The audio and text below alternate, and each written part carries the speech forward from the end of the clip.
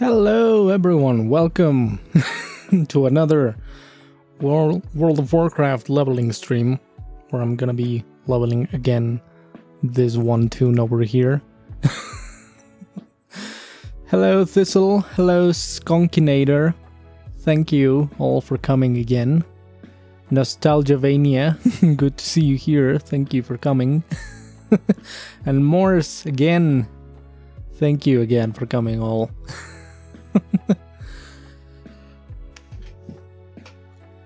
I'm not completely done, like just to clarify, I'm not done with the Minecraft streams or anything. I do plan on going back to that, but I'm kind of like giving myself a break from it for a little bit. Don't want to get burned out or anything like that. I forgot they had the new race, man. It's been a while. Oh yeah, they've added like a bunch in this like new like the latest expansion, Battle for Azeroth, which honestly I haven't been playing. Like I took a massive break from Battle for Azeroth because the expansion has been kind of bad. And I don't think that's a controversial statement to say. It's been quite a weak expansion, so for the most part I've just been like, you know, taking a break from it, and just now I'm returning to it. I unlocked the new races because the new race is now required to be unlocked, which is something I don't particularly like, but you know, fine. Why is my UI not loading? Why is everything taking forever to load? Like, it takes forever to load for some reason. I don't know. Like even the models and animations. Don't know why that is. That character is pretty small. Yeah, they're pretty small. The Volpera are pretty small. Small foxes. Small foxes. They are cute though. Pretty cute. Alright, there it is. Now it's loading. Cool. Alright, so last time I kind of left off where with the intro quest to Pandaria. Like I was about to do that when I finished the stream. So I think I'm gonna just go and do that. I'm gonna start with that. Oh, first let me check. Always forget. Let me check if I got any gold from the auction house because I'm pretty poor. I need some monies. Well, I'm just gonna take the gold for now. Alright.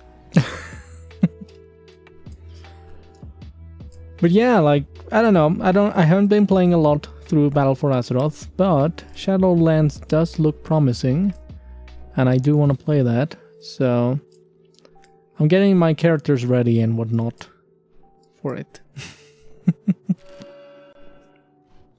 Oh shit, thank you, Skunk. Thank you for that. Like, I really appreciate it. I really appreciate that. Thank you so much. Apparently, like I also like last stream learned that apparently ads are showing on my streams, which is not something I would complain about. Like I'm glad that they are showing, but I also learned that I can now like put ads like with the push of a button. I have a button right here that's just like run 30-second ad break. So I don't know, I'm thinking about using it from time to time. Maybe when I go to the bathroom or something, I don't know. I don't know how that would seem. Alright, so let's get started with the Pandaria quests for now.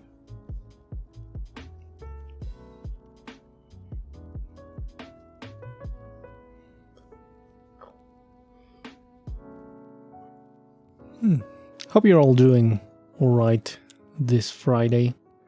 It's been pretty... I don't know, I've had a week filled with, you know, those kinds of like, when the big sad hits you, like for no reason in particular. I don't know, that's been my week for the most part. Could be better, but that's just the times, you know. Yeah, I guess it is. I guess it's just like the times. Hey Stunner, what did I miss last time? Welcome again, Jay. You just pretty much missed a lot of World of Warcraft leveling like this. I'm just getting started with the Pandaria quests. Hello, Red Duck. Welcome again.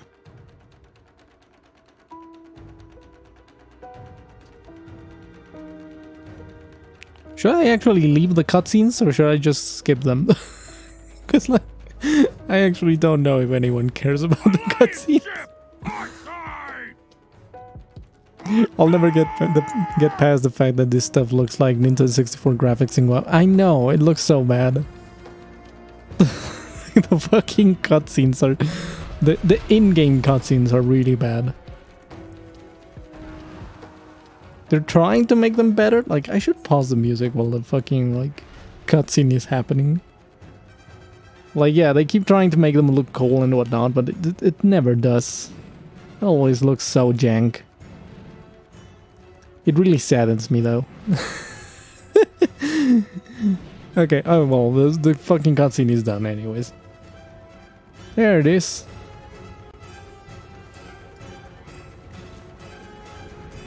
Also, it makes no sense for the Volpera to be here, but whatever, you know, like...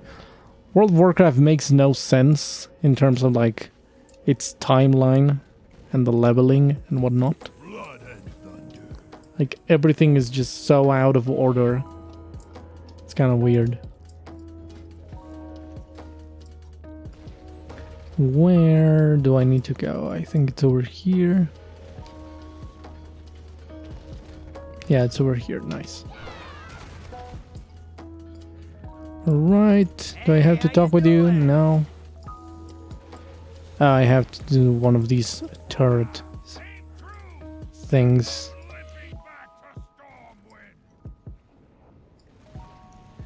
I really hate these sort of sequence quests. But whatever. I like... Doesn't even like look like you're doing anything. It's just like mashing buttons until it's done. They've always tried to make these like turret quests. And I don't know, they kind of never work. The more I talk about this game, the more it sounds like I fucking hate it, you know? Like but I really do like it. It does sound like I hate the game, but I do like it. Why force yourself to play? I know, right? It really does feel like it sometimes. Let me just move my chat a little bit, because my chat is right on top of that. There it is, now I can see. There's a very hard firepower, okay, cool, give me that. Nice. And I can go down now, cool, amazing.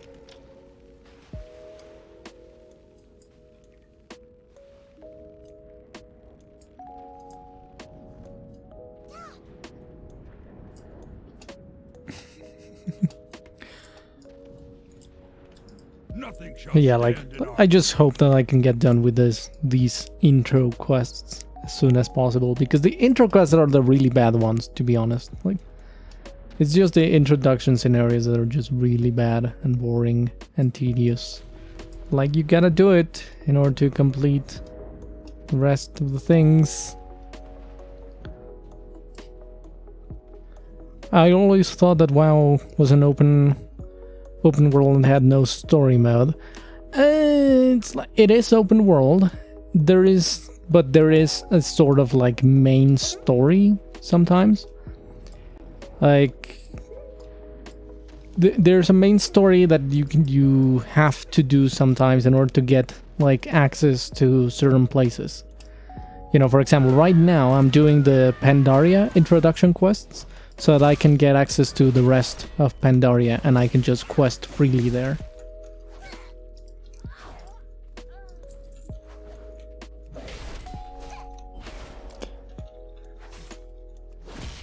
It has a deep lore that guys who that guides your quest for a good chunk of the game. You're free to run off and do whatever most of the time. Yeah, that's pretty much it. That's pretty much it. It's kind of like Skyrim, you know? Like, Skyrim has a main quest, but like, you're free to not do it.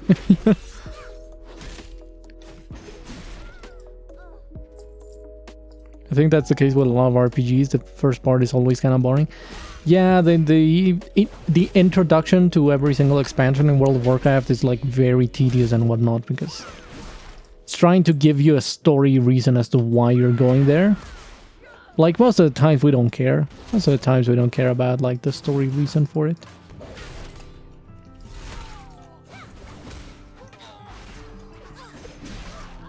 You just want to get in there and fucking kill everything.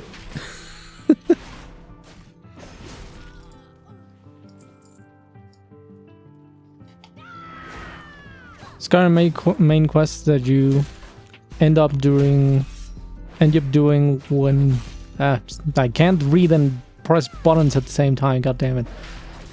That's gonna be a problem if I want to keep streaming. Skyrim's main quest is what you end up doing when there's nothing left to be done. Also, it's really bad design and doesn't support a lot of playstyles, which naturally fits with how Skyrim is in general. Yeah, Skyrim has that problem in which a lot of playstyles are not accounted for in their quests. And worse yet is when, you know, like you're doing something like the College of Winterhold, and that's like the complete opposite, where, you know, you have this quest, you know, the College of Winterhold, like you're supposed to be a mage if you go there, but like you can complete the entire College of Winterhold story without actually like being a mage or casting spells at all. You can be a warrior and complete that fucking quest.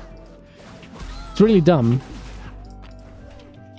I also just realized that I should be burning these things. That's what happens when you don't read the quests.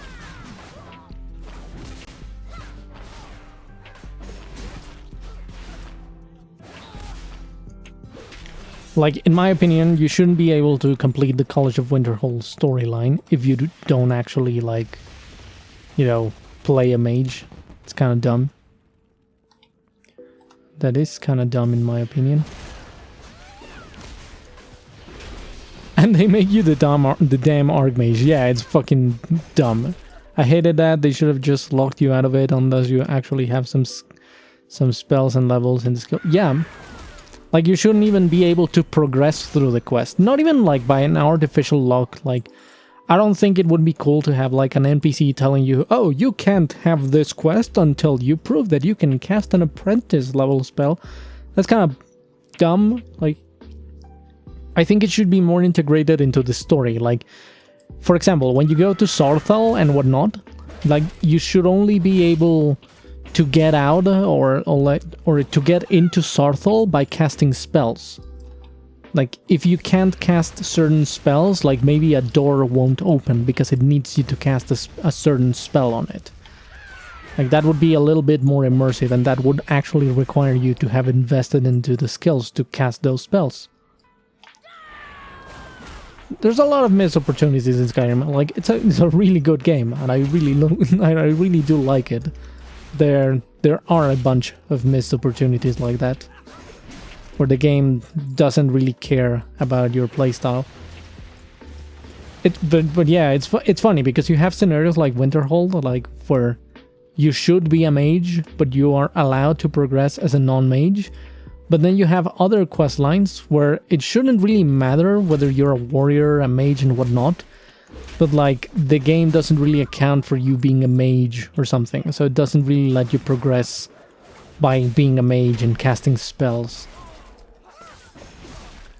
There's a quest, for example, like there's a little quest in the outskirts of, I think it's, what's the fucking hold? I forget. God damn it, the one that's like everything's named after graveyards and whatnot. I don't fucking remember.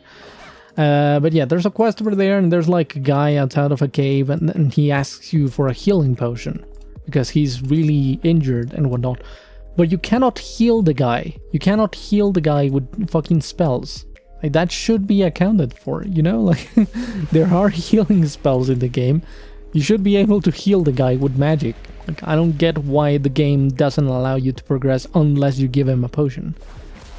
That's the kind of place where you should be able to, like, progress via different paths that you've taken.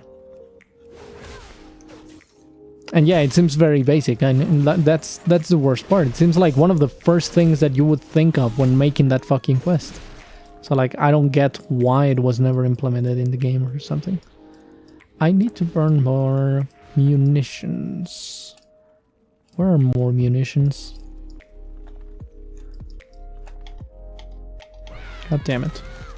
I was trying to heroic leap to that place. Munitions. Does this count as munitions? Don't think it counts. Okay, this counts. Cool. Only the boxes count.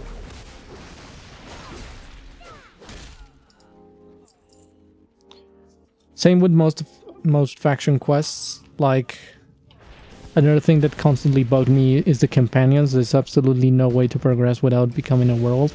I know, right? It kind of fucking sucks that you're forced to become a werewolf in order to complete the story.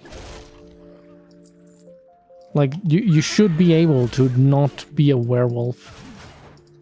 I don't know. It's kind of silly. It's kind of silly, but I can at the very least maybe understand, you know, like, you know, you couldn't enter the circle of trust with other characters without becoming a werewolf yourself. But yeah, it would be nice to have a secondary path for that quest. The faction quests are, like, really disappointing in Skyrim, to be honest. Like, a lot of the really good quests are not faction quests. They're often, like, side quests that you would easily miss. It's such a cool opportunity they missed out on. Why not give the player an option instead of ally with the silver hand and form a completely new guild? I know, right? They should actually maybe have the option for you to say, like, you know what, I don't want to be a fucking werewolf. Maybe the silver hand has a point and maybe you join the silver hand.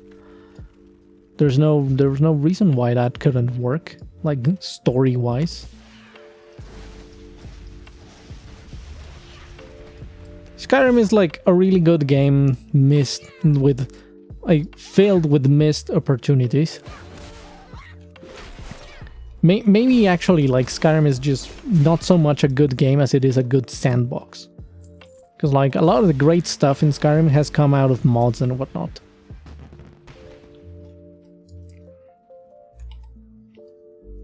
Can I fly here? Oh yeah, I can fly. I totally forgot that I had Pandaria flying. Lol. That would have been useful like a minute ago.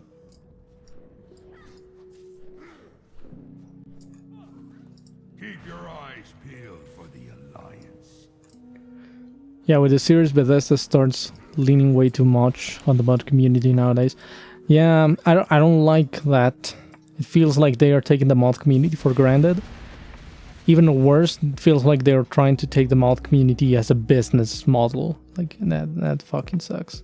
Like with the creation club and whatnot. I'm really skeptical on Elder Scrolls 6. Like, I know we know nothing about the game yet. But, like, I'm really skeptical because I see what they did to Fallout. Like, you know, they gave you a voiced character and they gave you, like, a main motivation for your character and whatnot, and I don't like that. I don't like that, and I hope they don't do that for Elder Scrolls 6.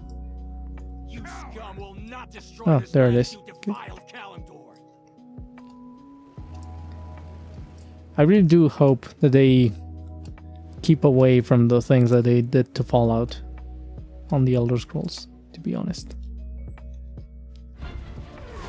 Okay, yeah, I'm gonna miss that. Cool. Nobody cares.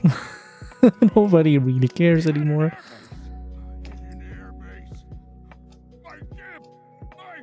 They ruined Fallout.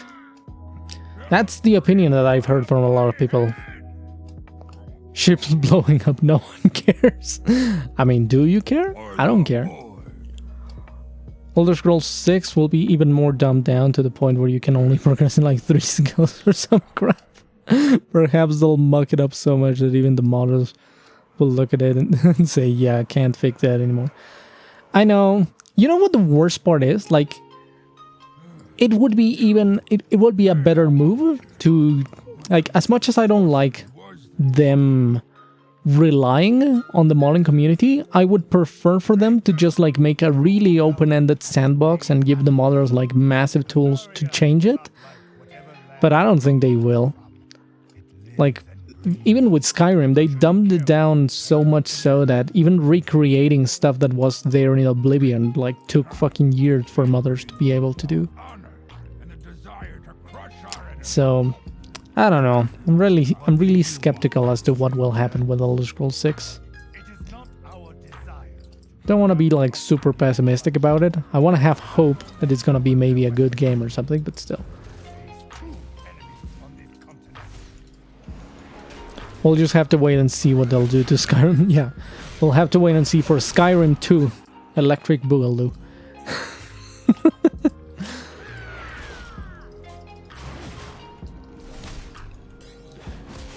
Just gotta look at that EXP bar and hot damn, you could do some hardcore enchanting with that. Yeah, we could enchant so many diamond pickaxes. Like, you have no idea, man. Party thought is in the house tonight. Welcome again, Foxy. How you doing? Hope you're having a good time.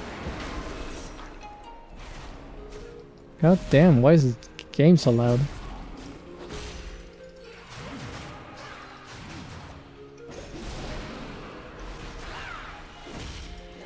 Shut up, no. Fucking things doing so much noise. God damn it. Everybody going raiding tonight. Doing good, took a nap after work, 10 hours. Being an essential worker. Oh my god, that sucks. That really does suck. Sorry about that, Foxy. Well, I just had a minor allergic reaction to peanuts. God damn, everyone's having a bad day today. What's up with that? Well, I hope you have a good rest of your day. I hope you have a good night at the very least.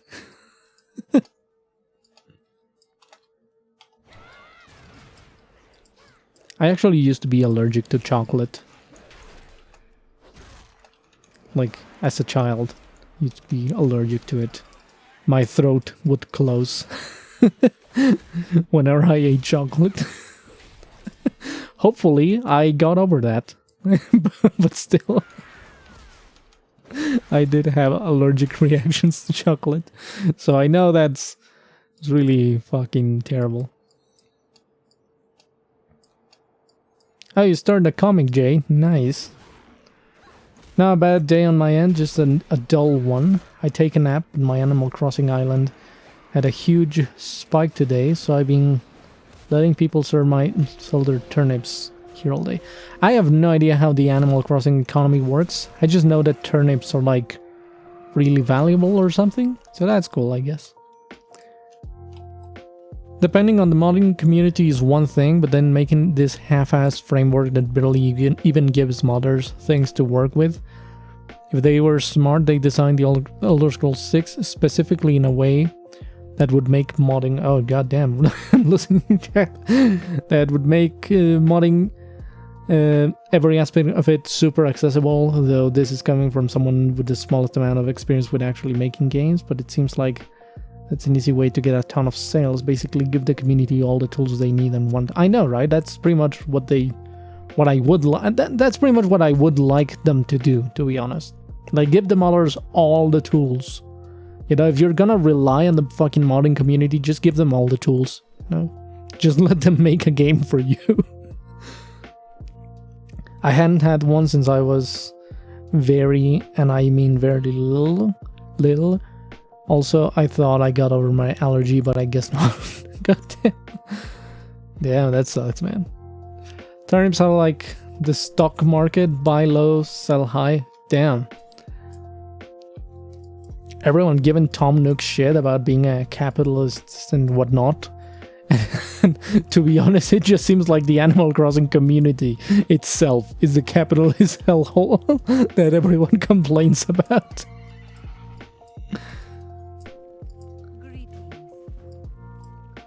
It's Snow Jones you have to watch out for. Who's Snow Jones? I have no idea. When will the Animal Crossing turnip bubble pop?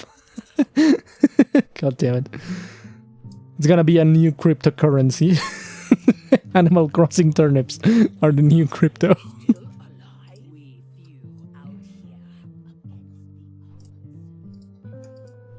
Okay. This guy needs to carry all the barrels of beer and whatnot, I guess.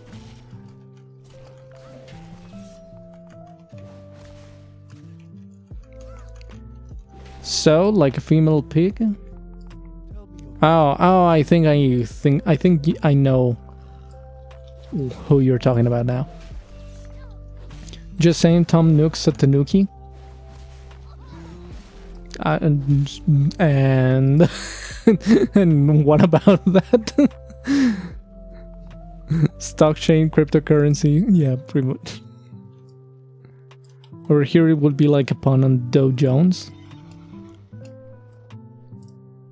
No idea who Dow Jones is either, so like, I'm not getting the joke. So, you know, he's carrying some serious clankers under the apron. God damn it. That's what you were talking about. Of course that's what you were talking about, Foxy. God damn it. When do you think the Animal Crossing hype will die down? I don't know, but I hope it's soon, because I'm honestly getting tired of it. I didn't really get the game. Like, I mean, I got the game, but I don't get, you know, like, I don't get the point. I don't get why people play it and why people like it so much. Like, everyone told me that this game was like, you know, a really cutesy village simulator where you got like a bunch of villagers and you could talk to them and do stuff with them, but you can't do shit with them. They just repeat like 3 lines of dialogue and whatnot, and that's it. They don't do anything. It's so fucking boring. I'm sorry. Pronounced dough, like you've stubbed your toe, and the Dow Jones is essentially the stock market. Oh, okay. The internet's attention span is only about 2 months, so we'll probably see it fall off soon. I hope so. I really do hope it dies down soon. I'm really kind of tired of it. The Dow Jones Industrial Average is an aggregate of like 50 blue chip companies in America. Is the most watched barometer in the stock market's health. Oh, I had no idea about that. Hello, William. Welcome again to the stream. Thank you for coming.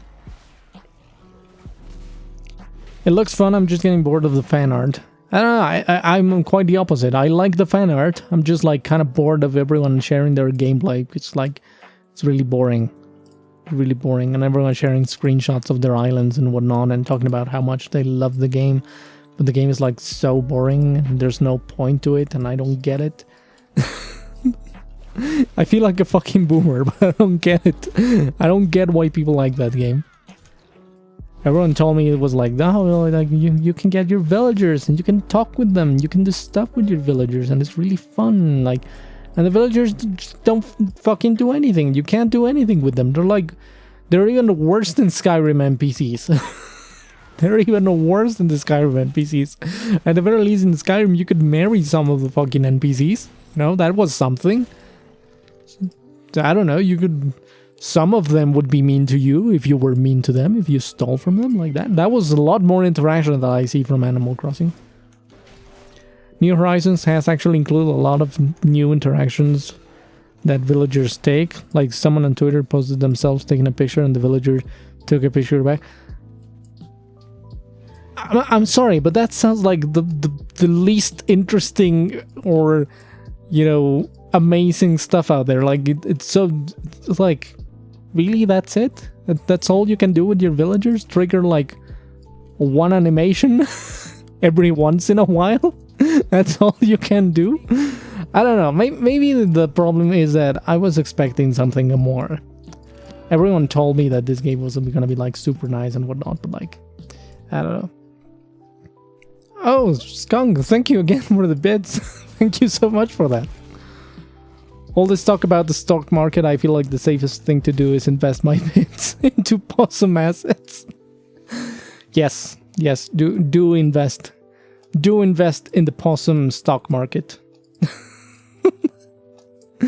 That is actually the best thing to do right now. What news, friend? Boy, does she have some assets. Oh yeah, she's got some really huge assets. Like, you have no idea the hugeness of her assets. We'll rest when the battle is done, friend. I have had enough of your kind. If it is war, The hugosity. She certainly shows a lot of growth regarding her assets. Oh yeah, that's like, I can promise a lot of growth. You know, you can invest in the possum, and you know, the growth, like it's gonna be, you know, out of this world. It's gonna be so much growth. You're gonna be very pleased with your investment in the long run.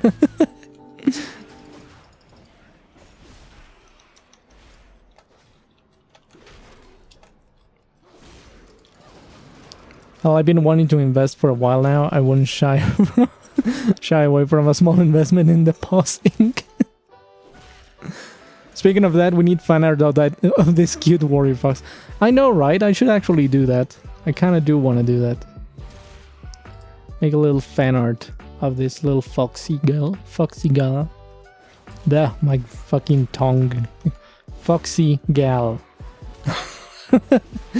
Oh, damn it. Pronouncing words. Angry Fox Go Smash. Pretty much. I'm 99%. We literally just had a tiny growth investment opportunity. Back to back with Tanya. She'd need a step ladder.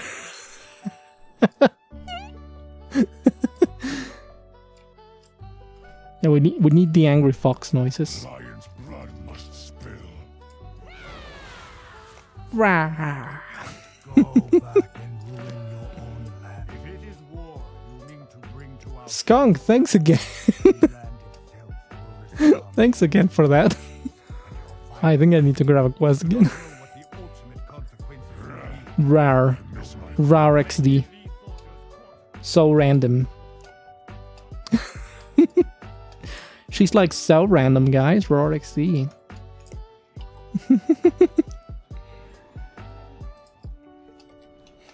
Where am I going? Am I going this way? I think I am. Light path over here. Okay, so I think that's pretty much the intro quests done. So I can, like, at the very least queue for a dungeon or something. She's small, she attack, but most importantly, she swing that booty back. Notices your flag capture alarm. God damn. Who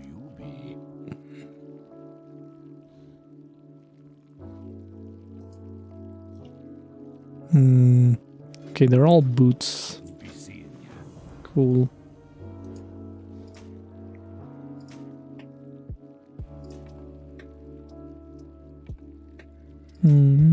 Alright, let's go with this. And a belt. I think I'd rather sell that belt.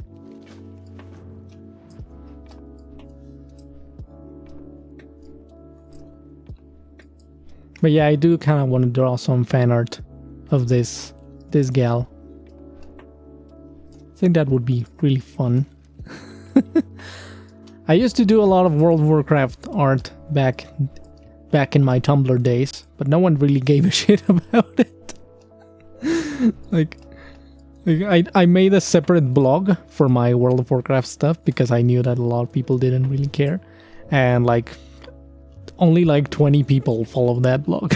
It was so sad. No one gave a shit about my World of Warcraft stuff. I remember the separate blog. Oh, you remember more. That actually makes me happy that you do remember. Back in the old days. Oh yeah. Is it really called fan art if it's your own character? I mean, it's technically World of Warcraft fan art, so I guess it would be. I've drawn my Dry Babe a few times. Oh yeah, I've seen that, Pip. Or at least I'm pretty sure you did share that with me. I'm pretty sure you did share it with me.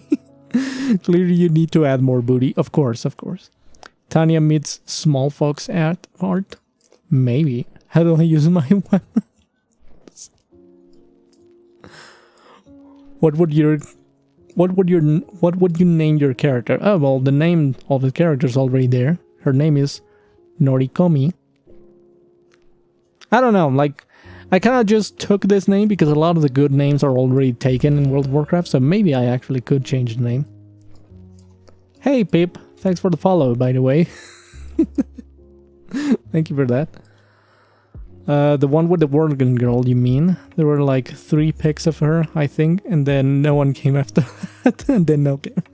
Yeah, a lot of people didn't really care for that, so I kind of didn't see a point of continuing to do more.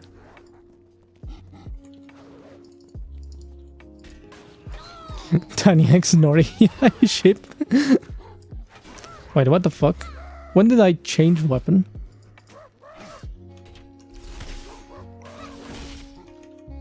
That actually explains a lot.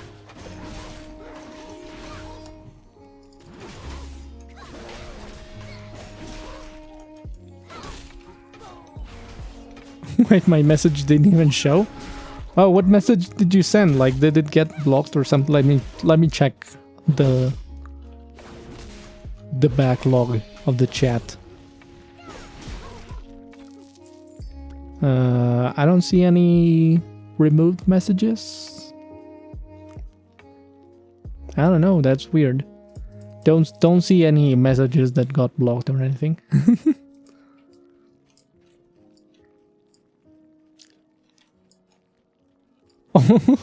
Also, you got the emote skunk.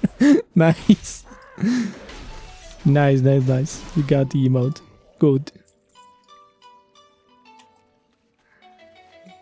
Clone tanked pause thought. All right, because of Nori, of course, because of Nori ethics. God damn it. Yeah, maybe I should actually change the name. I don't want it to seem like I'm copying him. Yeah. Also, yes, it's a very weeb name, I think. But yeah, I kind of just chose the name mostly because it was one of the few names that I was allowed to use. Because a bunch of names are already taken on this server. The investment into the possum stocks multiplied.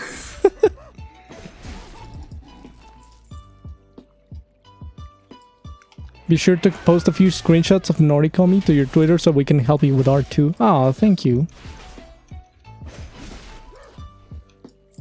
Thinking once more. Yeah, the boss is thinking. The boss thinks very hard.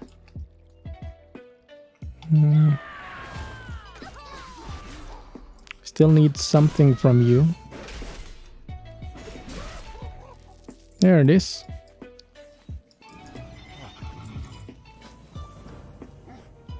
Cool. I'm amazed anything vaguely Japanese sounding was still available on a server with Blood Elf RPers. Oh goddamn, yeah. I'm definitely ready to draw small fox girls. Oh, I know you are, Pip. If it wasn't a reference to something, then probably it was safe. It wasn't really a reference to something. Like, just like... I ran through some, like, name generators. I changed a couple letters here and there. And then I arrived at this. So, like, it was purely by chance that it sounds vaguely Japanese. Ooked by a wicket? Yeah. Yeah, you get ooked by a wicket. Like, it's pretty self-explanatory. You got ooked by a wicket.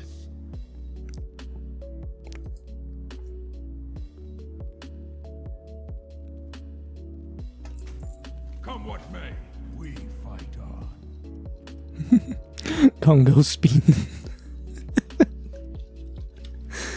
The dialogue for the Hosen is like fucking gold. It's really good.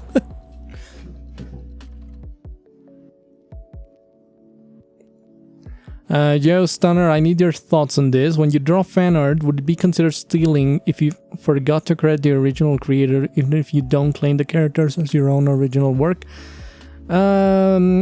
It's always in good custom to credit the original creator, because if you don't, it implies that it is your work. Like, if you don't credit anyone, you're kind of implying that it is your work.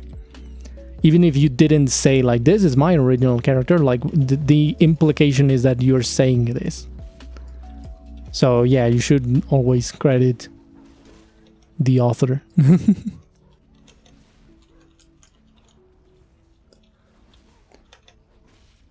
Was that a slider on your character frame? Yeah, it's a volume slider. It's a volume slider that I have there. It's part of an add-on called Liatrix.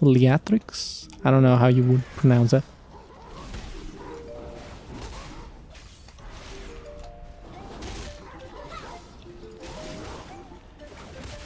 Small but at the same time large. Foxgals are my jam. What is not your jam, Foxy? What would you not... What would you say is not your jam?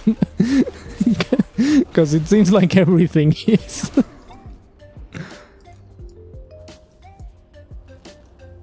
I'm sure I showed off mine. The fox needs a small slider to become even smaller. Peanut butter is not jam. God damn it. God damn it, Morse.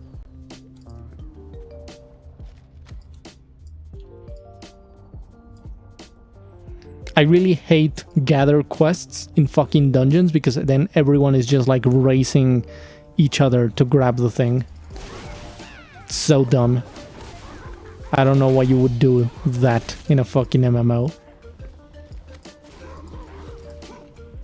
It's almost like you're asking for players to fight each other.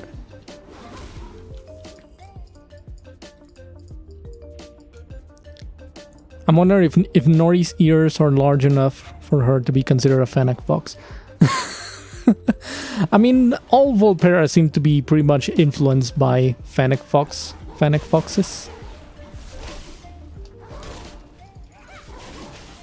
Why are you all pulling the fucking neutral mobs? God damn.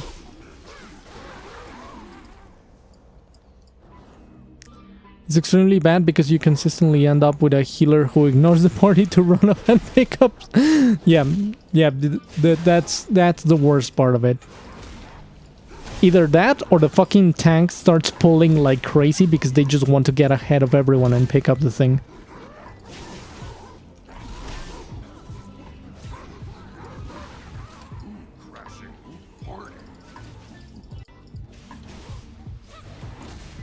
Sorry if I'm not reading the chat a lot. I just wanna not die with this.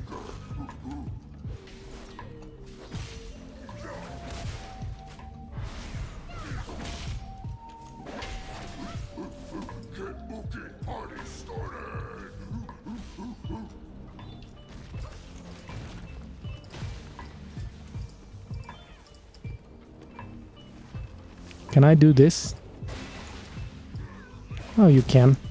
Don't know how useful that is, but you can.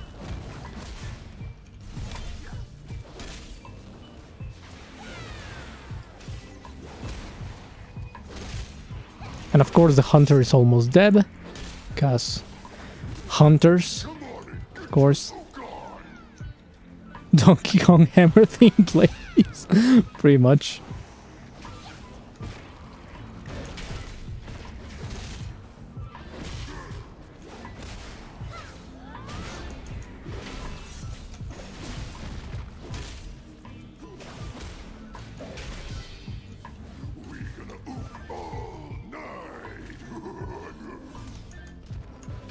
I just love the dialogue for the fucking Hosen. It's the best.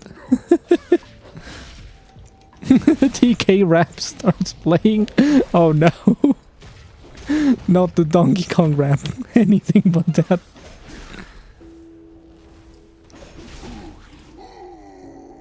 Cool shit. Cool beans. Nice. Say Uka one more time.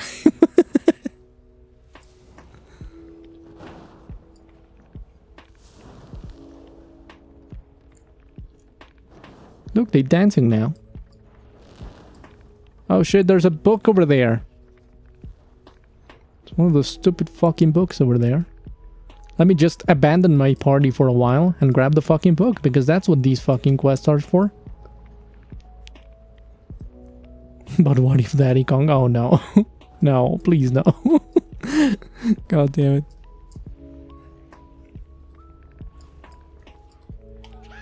See, they dancing with the DK crew. No. Oh no.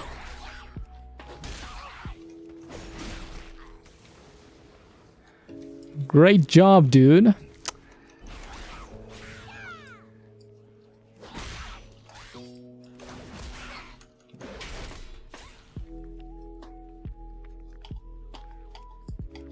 What is this tank doing? Jesus Christ.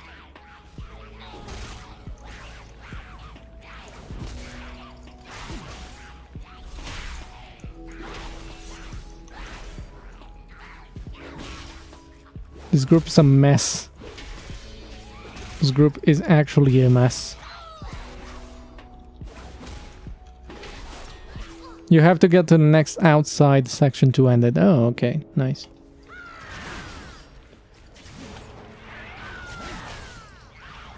Oh shit, I wasn't meaning to do that. Lol.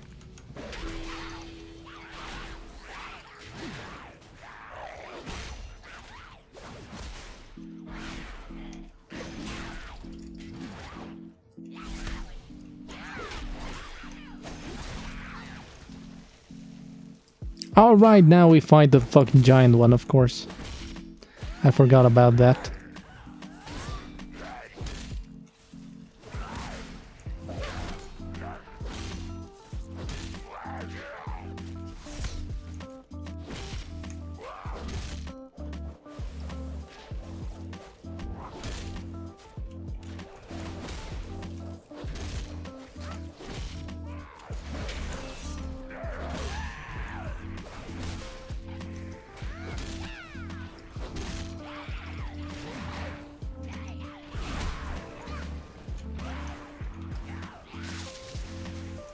God damn it. Literally going the opposite way, of course.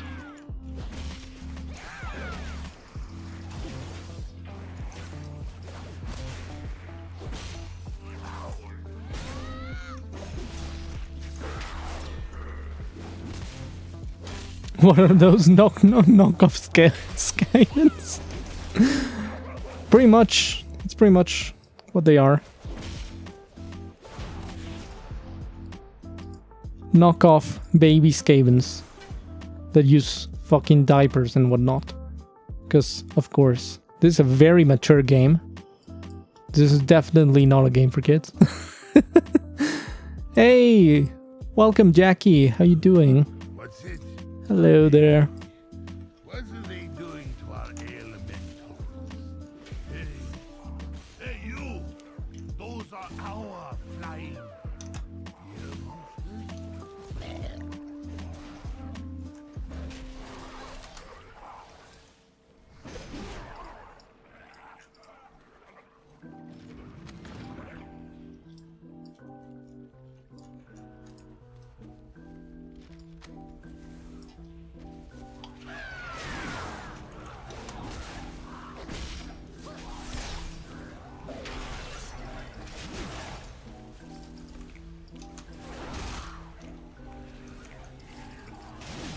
That stuff don't look too savory.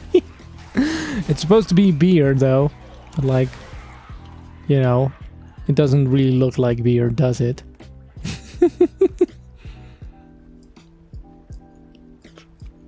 The existence of brew elementals implies the existence of an elemental plane of alcohol. I know, right?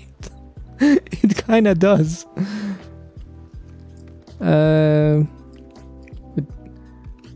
Do you think kids should be on Twitter? No, kids shouldn't be on Twitter, I don't think. I think the minimum age for Twitter is like 13 or something like that, so no, kids shouldn't be on Twitter. I don't think that's a controversial statement at all.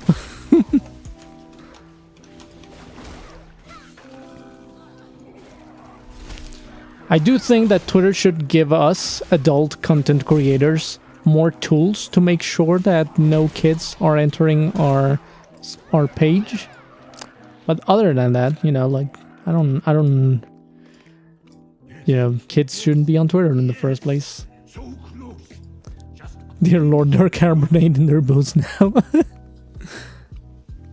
Kids shouldn't be allowed to even use social media until they reach at least 15. Yeah, and even then, I think, like, going by my own experience, I think that kids at 15-year-olds don't really understand the consequences that social media can have in their lives. Like, they think that it's kind of isolated from the real world, while in reality it isn't. It's very much connected to the real world. You know, kids, you think at like 15-year-old, as a 15-year-old, you think that you can do whatever and say whatever on social media and it won't matter because it's just social media. Like, it does have real lasting consequences in your life. more corn. I'm old enough to have grown up without it. I mean, to me, as a soon-to-be 26-year-old, I was born in 1994. This year I'm gonna be 26. I kind of had, you know, both. I had the period of my childhood where social media wasn't a thing. Like, at most we had like fucking MSN, you know, Messenger. That's the most we had. So I kind of did grow up as a kid without social media, but I did start using social media when I was like 12 or something like that. So I kind of got a taste of both. I was born, you know, during the transition period, so to speak. Or like, I was growing up during the transition period, more precisely. But yeah, I don't think social media should be available to children under the age of 15. I don't know, I feel kind of like, you know, I feel like one of those parents that say like, oh, children shouldn't watch violent movies or whatnot, but like, you know, social media does have an impact in your life. Like, what you say there has an impact on your life. What you do there has an impact on your life. And just the mere exposure of it, just being exposed to it, kind of does lead to, you know, affecting your psyche, so to speak. I don't know if that's the correct terminology, but that's, you know, it has the power to get you, like, into a severe depression. So I don't think it's something that children should be using without, you know, any fucking supervision or anything. I literally didn't have my own cell phone until like 13 years old. I think I had my first cell phone at like my mid 12 years old. So yeah, kind of the same here. And even then, it was like one of those, like, it was before the smartphone, so like it was just a phone. That's all it did. You know, you could make calls on it and you could fucking send messages, and that was it. There wasn't social media yet. At least not on phones, you know, like you didn't have fucking social media on phones yet. Not to mention how easy it is to still for kids to access 18+ stuff. Yeah, I know, it's fucking terrible. Like, and again, like, I did it when I was a kid. I did it. I entered porn sites when I shouldn't have entered porn sites. What am I supposed to be doing right now?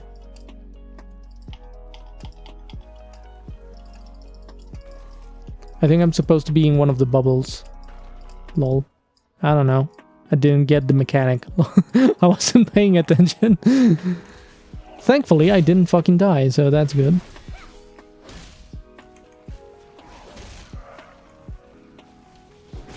Click the bubble so you can float. Oh, alright. I tried to click the bubble. I'm pretty sure I clicked the bubble, but okay.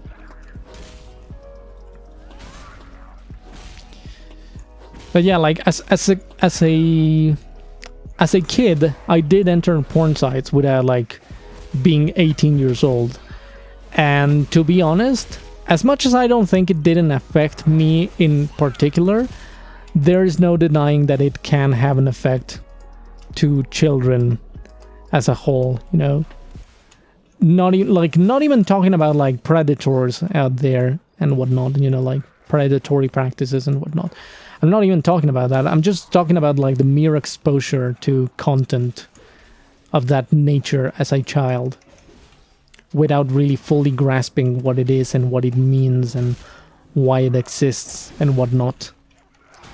So I do think we need better forms to control age online. You know, like, maybe not to control age online, more to verify age online. But a lot of people are just really against the notion that, you know, the government should get involved. But, you know, that's the only way we could get things like this done. You know, the only way we can get a porn site to actually verify that you are 18 years of age would be via official documents. And like, you know, they would need access to those official documents, and then it should be put into legislation that, you know, what are the legal documents that, you know, sites should be asking of you to verify your age and whatnot, and yada yada yada yada, you know, like it's a whole can of worms that a lot of people don't want to open, but I think it needs to be opened at some point. And there are vermin in the main store. This is 50. We all can be heroes, running from our responsibilities. God damn it. Chat's always like in the way of my quest text. Let me just hide this for a second. Let me, where should I move my fucking chat so it doesn't like... The brewery might be on fire. Yes, that happens. God damn. Sorry, I'm like, you can't see what I'm doing, but like I'm moving my... There's an overlay that I can see of the chat in my main screen. And that's what I'm moving, sorry. You know, like people break the rules. I looked at porn when I was a kid and look what happened. Yeah, I know, right? I'm sure we all have done it at some point or another. Shoot, I found out about my kinks during a doctor's office visit when I was around 11. Is there some sort of connection between me accessing naughties while too young and nowadays really liking Thoughtbosom? I honestly doubt it. I mean, like, jokes aside, I do think that I wouldn't be a porn artist today if I hadn't been exposed to porn as a kid. I do think I wouldn't be here if I hadn't looked at porn at such a young age. You'd also need to deprudify society to make those changes palatable. Yeah, that's also a thing, because a lot of people would just immediately jump to the conclusion like, oh, we should make porn sites illegal, like fucking other countries have, like the UK and whatnot. You know, so that's true. Like there's a lot of things that need to happen before we can actually start having an honest conversation about how to actually protect children from, you know, media that can harm them in the long run. Like, we need to have an honest conversation, not like, oh my god, porn is going to corrupt the children forever. Like, no, that's not the thing. That's not the thing that we're discussing. We're talking about like serious, like, mental health issues in the long run. You make porn illegal, people will start making their own. Yeah, that's the worst part. Like, people are going to watch porn whether you like it or not. So, like, you know, if you make porn a bannable thing in your country, people are gonna start fucking using VPNs and whatnot. Jesus Christ, why are these gnomes doing so much fucking damage? Fucking gnomes, mate. Fuck off. No one likes gnomes. I mean, on the one hand, they say internet needs to be better policed and controlled, every aspect of individuals' content creation. On the other hand, totally spies exist. Yeah, that's true. I blame totally spies for like half of the fetishes I have. Weight gain, inflation, fucking latex suits. Like, yeah, like fucking totally spies wrecked me as a kid.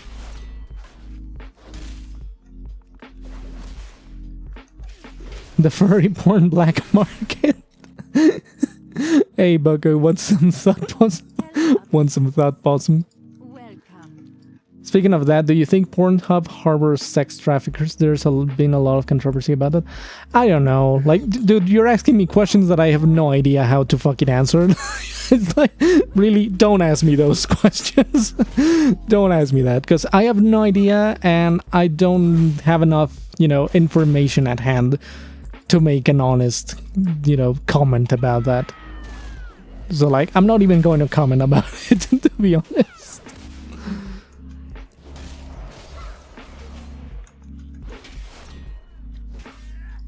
And yeah, they were going to make fucking porn illegal in the UK. That was so dumb. That was so fucking dumb. Not proud to admit, but Passion Patties was my episode. I know, right? It was so fucking good. Like, I think I'm talking about the same episode because, translation, and it was, of course, it was called different in Spanish. But I think we're talking about the same episode. It was really good. Fucking weight gain episodes were so good. Also, the fucking cookies episode, that was another really good episode. The fucking, like, addictive cookies and whatnot. That was really good.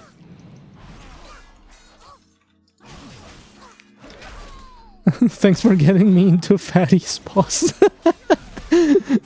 Oh my god, I'm sorry. I'm corrupting the minds of everyone. Corrupting the minds of my followers. This is so sad.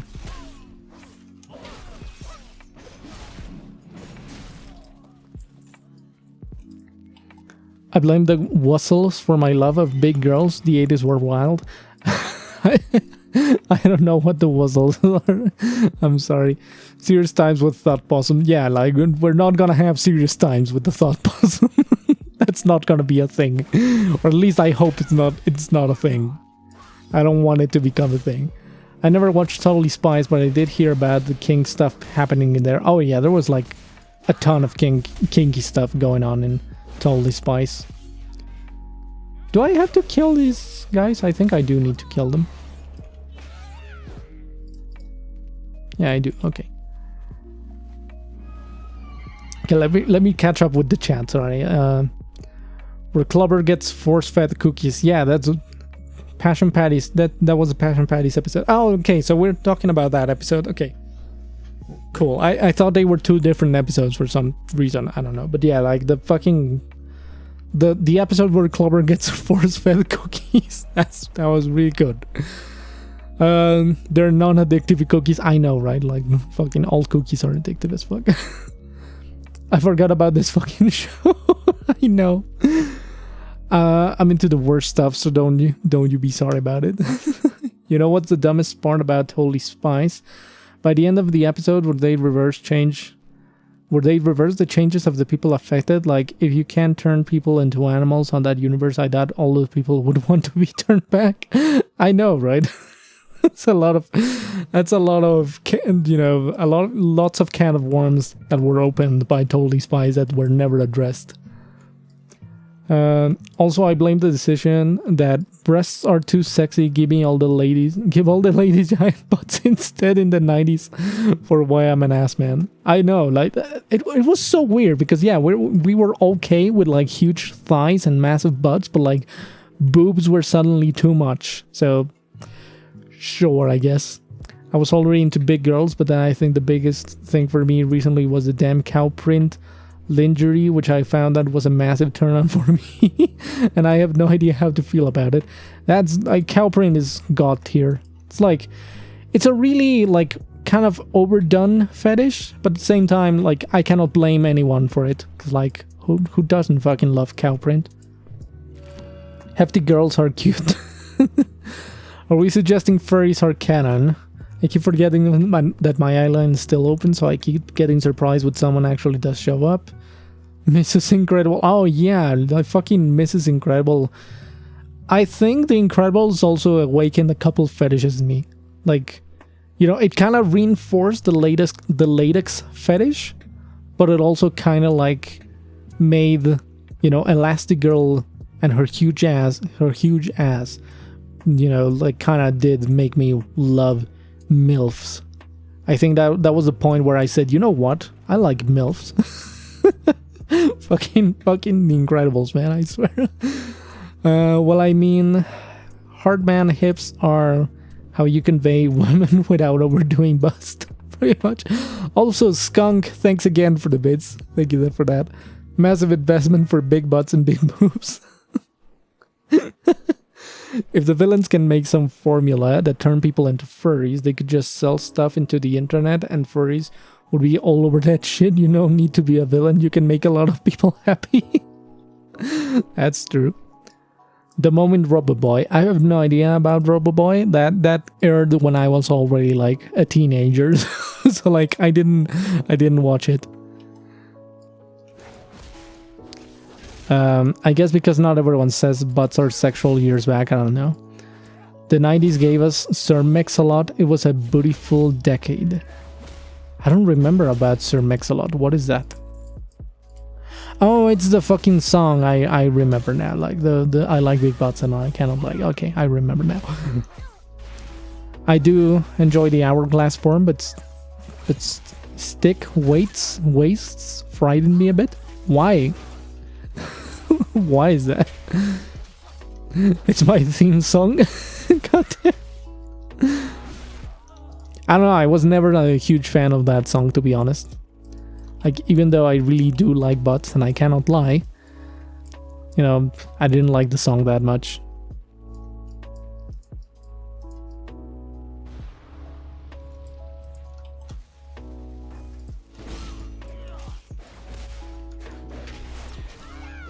It's like there's nothing but spine there. I mean, I guess I understand what you mean. I have seen a couple drawings where like the proportions are so fucking like weird that it kind of ruins the drawing for me. But I wouldn't say that they frighten me, you know. In 20 years it will be classified as classical music. I don't think it will. I don't think it will. Don't hold your breath for that one. If there's one thing Sir Mix-a-Lot is known for, is that he cannot lie. God damn. I mean, I guess it's true. I guess it is true. Speak up. What do you need? Who are you supposed to be? Welcome. Tell me a story.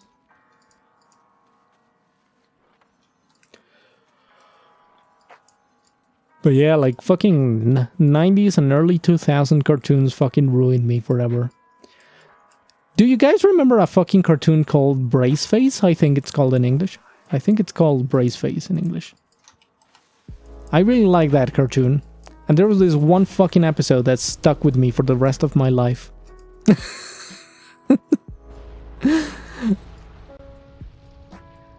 Yep, I know. You're gonna bring up that damn boob inflation episode. Yes, that's a fucking episode that stuck with me forever. Of course, can't recall, haven't heard of that one. Oh god, I know what you're talking about. I saw that fucking cartoon when I was a kid. Like, I know a lot of people just know about it because they heard about it online. Like, no, dude. I fucking watched that episode when I was like 8 years old. As a very impressionable 8 years old, I watched that cartoon because it aired on fucking Fox Kids, dude. Like, it was an episode about this girl who wears braces, you know, brace face. That's why the show is called Braceface. You know, it's about this girl trying to impress a guy, and she ends up buying an inflatable bra. And the fucking bra starts to malfunction, and her boobs become like huge, like fucking incredibly huge, and then they pop. You know, because of course, you know, the jokes that they explode in the end and whatnot. But like, still, it fucking got me into breast inflation. That like, that fucking episode single-handedly got me into breast inflation. And it kind of did get me into cross-dressing as well, because I wanted to have my own inflatable bra. Low-key, that episode got me into fucking cross-dressing. God damn it, seriously, fucking early 2000 cartoons were like, or the bane of my existence.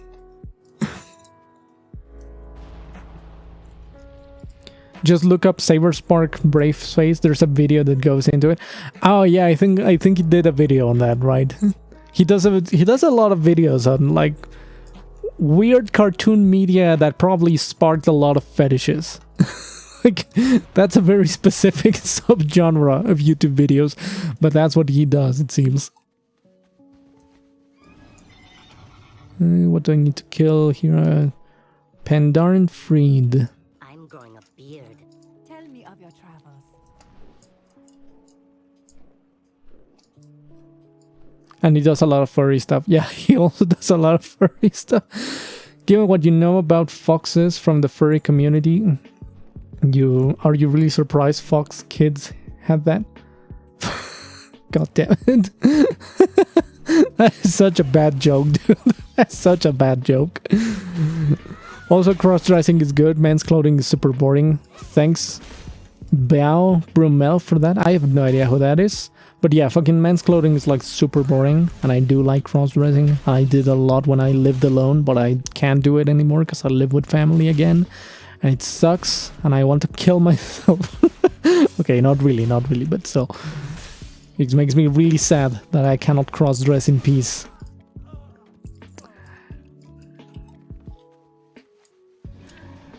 Anime Olympics paired with the rise of antro cartoons in the 90s got me into a furry. Yeah, there's a lot of cartoons that turn everyone into a furry, it seems. It's definitely a niche needing a filling, I won't deny him that. Skunkinator, it was a health magazine for me. God damn it. What the fuck, the Alliance are putting panda children in slave labor. Yeah, the Alliance is the worst. The Alliance are not the good guys, the Alliance are fucking terrible. Join the Horde. This is totally not propaganda. I'm not trying to make the Horde sound like the best faction, but like, the Horde is the best faction.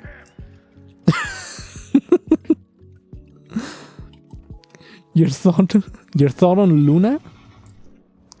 Luna? Who's Luna? Like Luna from My Little Pony? Like, or who? I want to cross-dress myself, make me look pretty, but I still live with family too. Yeah, so sad.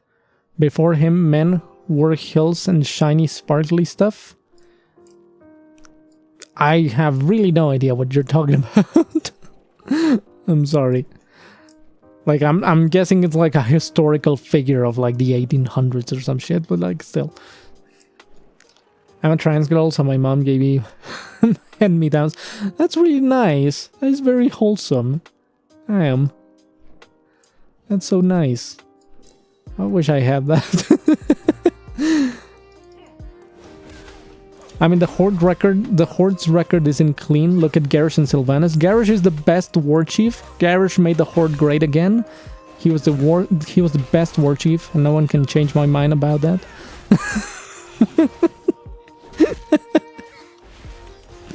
Sylvanas, on the other hand, yeah, Sylvanas, like, I don't like what they did to her character in BFA. The Wolf of Helivus. I didn't really like the cartoon, like the, you know, both Heliva and fucking Has-Been Hotel. I don't like either. I think they're pretty bland and trying to be edgy for the sake of being edgy and whatnot. Like, I hated Garrosh, the guy who would declare war on grass for standing between him and his enemies. I know, that's what made Garrosh great. This is the fucking World of Warcraft, not the world of Let's Be All Friends craft. It's the fucking World of Warcraft. You're here to win a war. Like, Garrosh was a proper war chief. I like Garrosh. Garrosh was the best. Sylvanas is just a cartoon villain. Yeah, I know, like, it's a fucking mustache-twirling villain at this point. I hate what they did to her character. Fight them with friendship. God, no. Garrosh putting war into war chief. I know, Garrosh did put the war into war chief. Grunt was peace chief. Grunt was a peace chief. Yeah, but he went power crazy, and that's annoying. That's kind of true as well. Like, they did the whole fucking old gods thing and whatnot. I'm like, oh my god, Garrosh is now fucking power hungry. Like, I don't know. I don't think that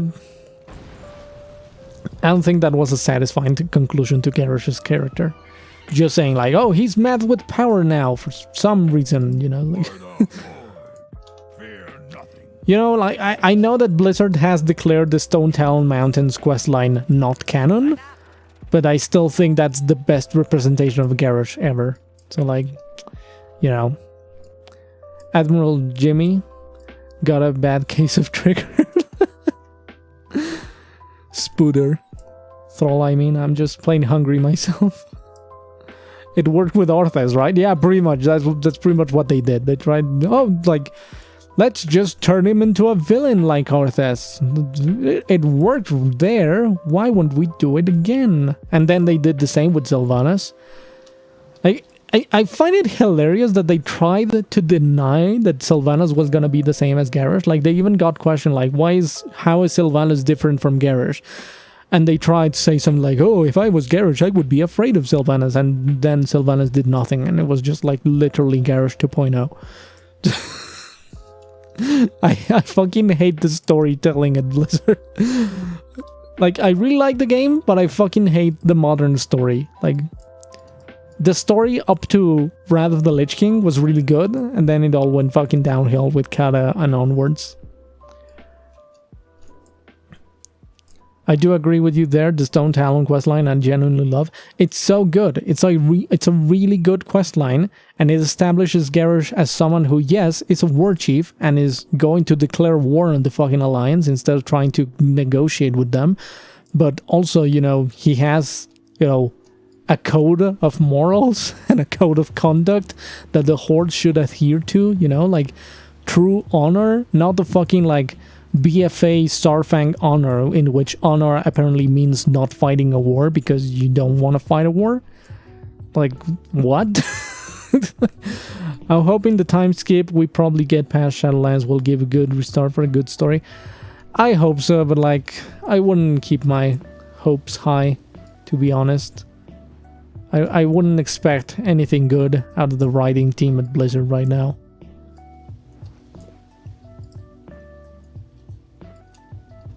That's the whole problem with BFA. They set up a lot of saying that they would subvert expectations, but it never happened.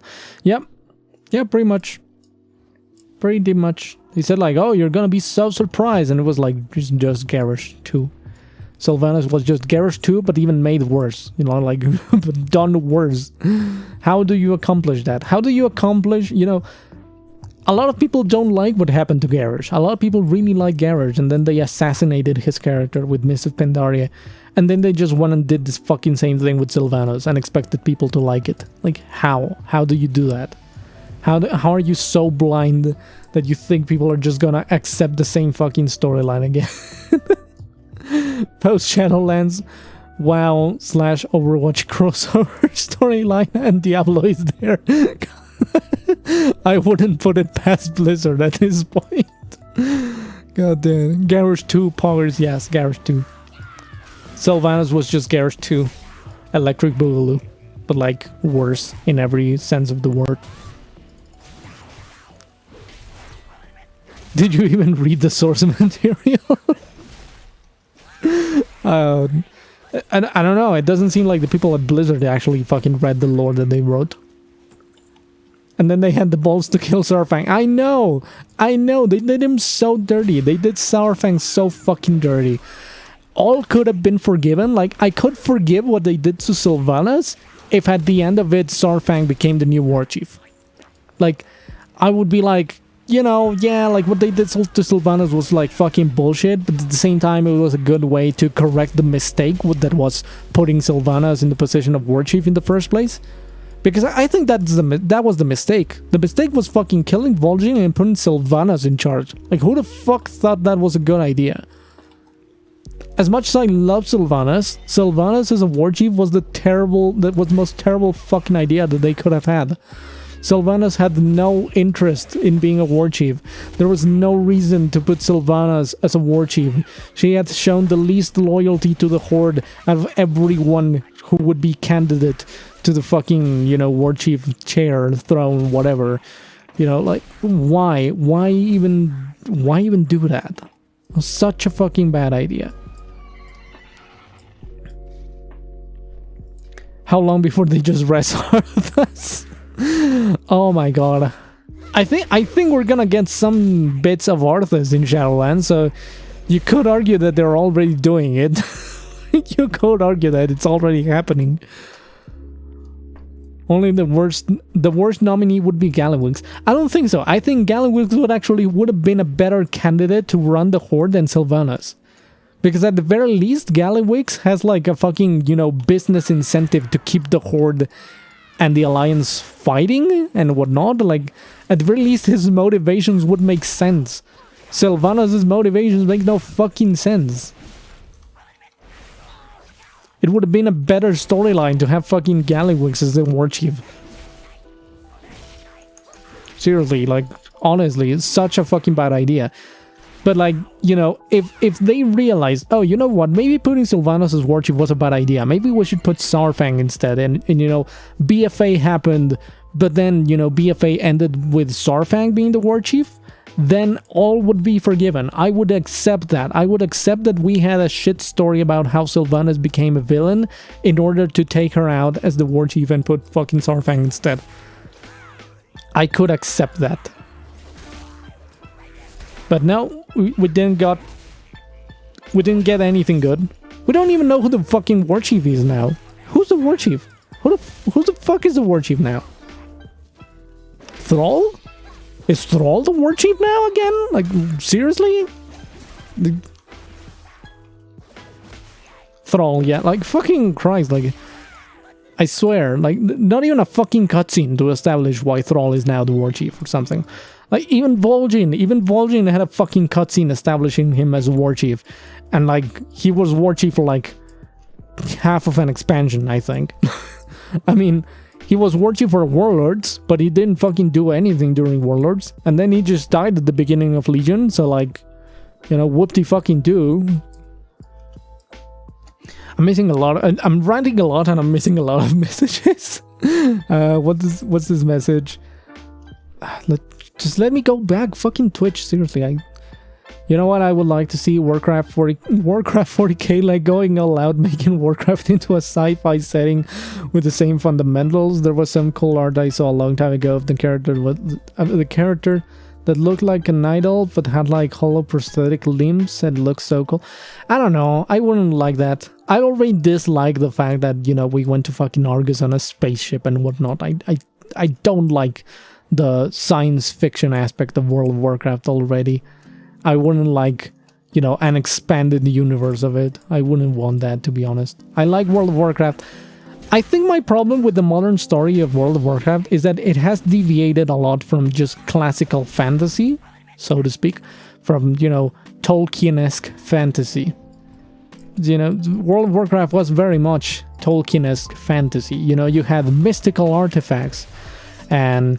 you know, knights and warriors and healers and priests and whatnot, and it has slowly deviated into like this mixture of like fucking steampunk-ish, sci-fi-ish, fantasy-ish blend that has no rhyme or reason to it.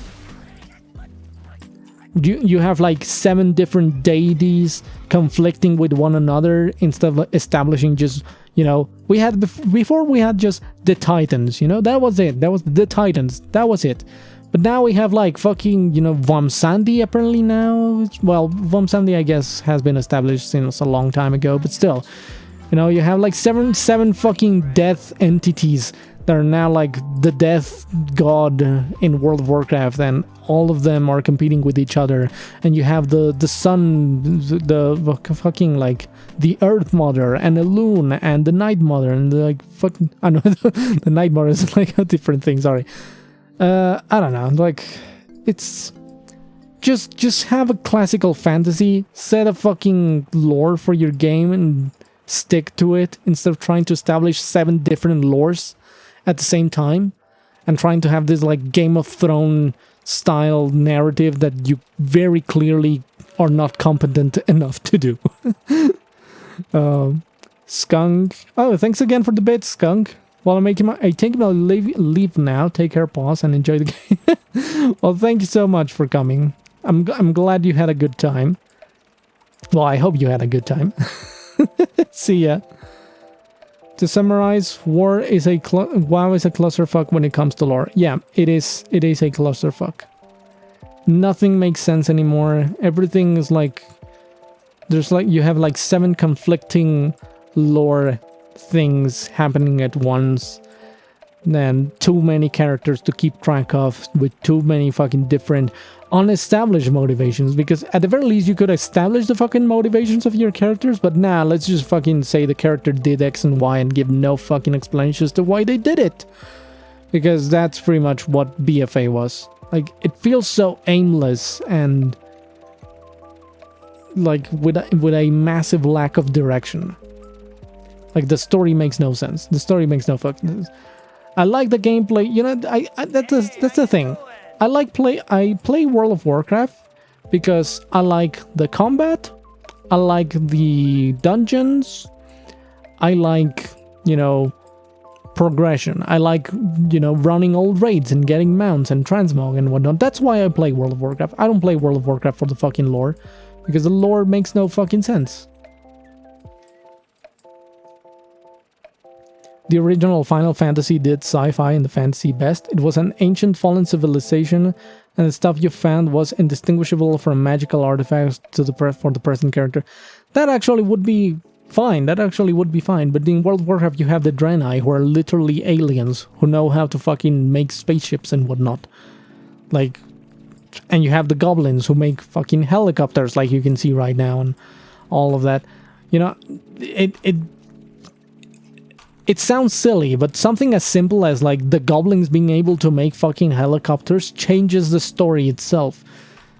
Because then, you know, you can't have just a ship battle, you know, because then you would be asking, well, where are all the fucking helicopters that the goblins built? You know, why don't we have more of those? Like, that's the questions that you would be asking nowadays, like if the helicopters didn't show up in the story.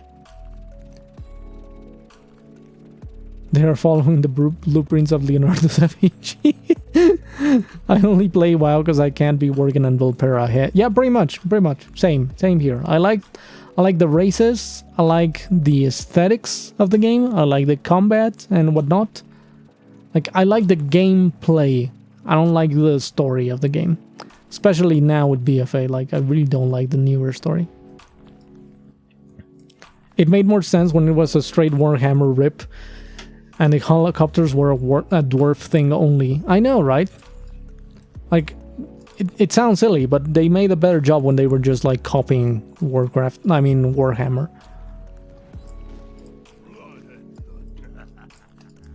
Nowadays, they kind of try to have their own identity and whatnot, and like they try to do all this wild, wacky stuff, and they just didn't plan it out. It doesn't look like they had a plan as to where this whole story was going in the first place. Like, we fucking killed Sargeras. Well, not killed, but defeated Sargeras in Legion. Like, where do you fucking go from there? And you killed the big bad. You defeated the big baddie of World of Warcraft. What do you do now? Oh, let's go after the old gods. Like, really? Like, we've been fucking fighting old gods since the very beginning, you know? Like, one of the fucking first raids in the game was like fucking Cthulhu. Like, can we stop with the old gods now? Can we do something else? A lot of people were really excited for, like, you know, Nossoth and whatnot in this expansion, and I'm sitting here thinking, am I the only one who doesn't fucking care about the old gods? Am I really the only one who doesn't give two shits about, like, you know, fucking old gods in World of Warcraft? I'm totally lost. I never read any WoW lore or played it at all. I'm sorry. Yeah, I'm pretty sure you would be, like, pretty lost if you don't know about any of this. Aside from the gameplay, I play WoW because I'm invested in the characters in the world. Maybe not so much for the story itself, but I want to see where it goes. I guess I kind of fall into the same category. Like, I'm invested in it, I want to see where it goes, but I'm not liking where it's going. I'm not liking where it's going at the moment. It's a Dragon Ball Z power scale. Yeah, pretty much. There's always something more evil out there. I don't mind that, as long as you establish the evil as, like, why it's evil and why should I fucking care. Instead of like having... They try to do this like, oh, we cannot tell you, it's mysterious, you know. They try to do that. But it really just ends up looking like an excuse. Like, they don't actually know, so they just say it's mysterious so you don't ask fucking questions. You know, they say, oh, Nossaud has a mysterious plan, but in reality it's just that fucking Blizzard don't know what the plan is. Clearly they need to patch things up with GW and let you fight Nagash as a raid. Or try dealing with the fucking Warriors of Chaos. It's Shambalaja while listening to the post geek out about their interest. Pretty much. That's the unfortunate scene of being an MMO. People still want to play it, so you have to keep it going, and that's where the story suffers. I know. I guess that's true. Like, World of Warcraft should have realistically ended with Wrath of the Lich King. And, like, the story has been going downhill since then. Because, like, you know, Arthas was, like, the most... Aside from fucking Sargeras, you know, Arthas was the big bad of World of Warcraft. And you defeated him, and you had a great, satisfying conclusion to his story. And that was it. And it should have ended there. But, like, you know, it's an MMO. It needed to continue. It needed to go on. That makes you wonder, why didn't we hear about this if it's so evil and powerful? Yeah, that's true. WoW sounds like an anime that's run out of steam. It pretty much is. WoW kind of went full anime with fucking like Sargeras plunging a giant sword in the planet. Like that was the moment I fucking... In my eyes, that is the moment where World of Warcraft fucking jumped the shark. Isn't Nossaud gone after the raid? Yeah, I think fucking Nossaud is defeated or something. Like, they have established, actually established that the old gods are never really dead. You know, they are kind of just defeated because they exist outside of the cycle of life and death and whatnot. So, like, you know, it's kind of a lazy way to say that they can just bring back fucking Nossaud or whoever, old god, whenever they fucking want to. I think I have to speak to this guy. No, where is it? Where is the guy? Why was the Dragon Ball Z of gaming changed my mind? It's pretty close. Pretty close, I would say. What do you want to say about the Chaos God? Crone has a simple MO, spill blood, collect skulls. You know what you're getting into that. Like, I don't know much about Warhammer, so like, I know that there's like the Chaos and whatnot. Like, I don't know much about Warhammer, to be honest. So like, I'm not really following. Oh, that's the Pandaria part where you and Chose there share your races. What happens to with the allied races there? I don't know. That's actually gonna be interesting to find out. I have never done this quest with an allied race, so like we'll find out, I guess. I thought they were just so deeply ingrained in Azeroth that they couldn't be killed or you'd kill Azeroth. I think maybe that's like the actual explanation or something. I don't know. I don't know the actual explanation. I just remember that the explanation was like, oh, they're not really dead. They're not really dead. They're still like right there or something. But the point now being that they have no baddie for Shadowlands. I know this is gonna be the first time that they introduce a bad guy during the expansion itself, and I have no idea how they're gonna handle it, or if they're gonna handle it well. If they handle it well, like if they actually do a good job of it, it kind of does give me hope for the rest of the game, because it means that they can come up with new characters and new ideas and whatnot. Because, like, let's be honest, most of the big bads that we've had over the years and expansions and dungeons and raids and whatnot have all been pre-established either in the Warcraft RTS games of the 90s, or like at the very least in a fucking lore book novel or something, you know? So I think this is the first time they're actually just gonna fucking introduce the bad guy on the expansion. The bad guy of Shadowlands' activation. Yeah, pretty much. Chunky Panda. Yeah, he's a chunky panda. Cho is a chunky panda. You don't really get much, sadly, just shadowy human figures. Oh, I haven't seen that. That's so sad. But like, there's some dialogue. I'm gonna actually turn on the volume because I do want to hear what he says on the next section. How does today find you? Enough about Pandaren history. Let's talk about your people, traveler. I do love his voice, though. I've learned a great deal already just by watching you in action. You fight with the fervor of youth, but the experience of an old veteran. Oh, you've seen a lifetime of warfare, haven't you?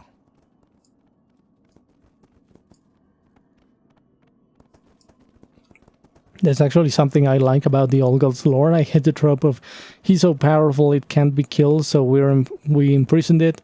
With the Old Gods, the Titans can't because it may destroy the world. It's a good reason for them to be alive. Yeah, that's true. My great-grandparents called this part of the forest their home.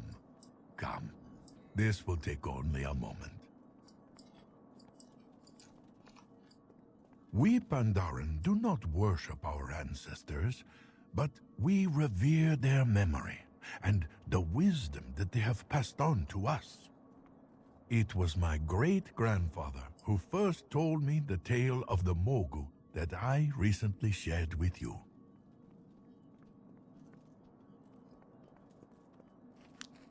What does he say about? Pandaria welcomes you. Hey, light the incense? I would very much like to hear about your ancestors, stranger.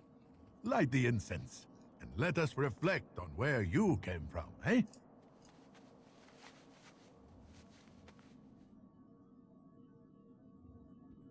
Aw, that sucks. That is such a ripoff. That's such a fucking ripoff. He doesn't even have voice dialogue for this. That's such a rip. Boo. Yeah, boo. Fucking boo. That's such a ripoff. It sucks. No one cares about the poor Volpera. Yeah, this sucks. This is so sad. Like, all the other races get like the fucking their race NPCs in here and whatnot, and like usually you get unique dialogue from Cho and whatnot. That is so sad. This is such a ripoff. I guess that's what you get when you introduce like fucking 6 races in one expansion. Okay, like now I can like fucking return the music and whatnot. Let me check the messages that I missed. I'm worried with the Shadowlands. I'm worried the whole Shadowlands story is just gonna be centered around chasing Sylvanas, and she's just always out of reach, and there's nothing describing what's behind it. Ah, God, that's gonna be... Yeah, that's pretty much gonna be it. Not to be racist, but are pandas good cooks? Depends. There are good cooks, but then there's Nomi. There's fucking Nomi. If you played Legion, you know how much of a fucking pain in the ass Nomi was. Were your ancestors all humans? One of them fuck fucks. None of the allied races get anything unique there. This is so sad. Is that where Volpera come from? That's rather lame. It is so lame. It is very, very lame. Clearly, Y came from the Organization 13 from Kingdom Hearts. What? I don't know. I've never played Kingdom Hearts. Looks kind of lame. Yes, as a race, Pandaren start with advanced cooking, like the Worgen do with skinning. Yeah, that's true. So you could say that in general, yeah, Pandaren are good cooks. I mean, with Shadowlands, they want the leveling timeline to be starter zone BFA / Shadowlands. I know. And I think, honestly, it's for the best. Like, I know a lot of people don't like the idea of, like, missing the other expansions, but I think it's for the best, to be honest. They aren't really going to update Pandaria to reflect the voice things there. That's true. Pandaren racial gives them stronger buffs from food. Oh, that's true as well. That's right. Official Warcraft lore. Volpera are the result of bestiality. It's canon. God damn it. That's the worst. This is so disappointing. Like, this seriously, boo. This is such a boo moment. So disappointing. So disappointed. But I guess it makes sense. You know, like we hadn't had a race introduced to the game since Mists of Pandaria when they introduced the pandas. Like Worlds of Draenor didn't introduce a new race, Legion didn't introduce a new race, and BFA kind of introduced like a bunch of allied races. Well, the end of Legion and the beginning of BFA, but still. So yeah, I guess there is a reason why they didn't care about updating this.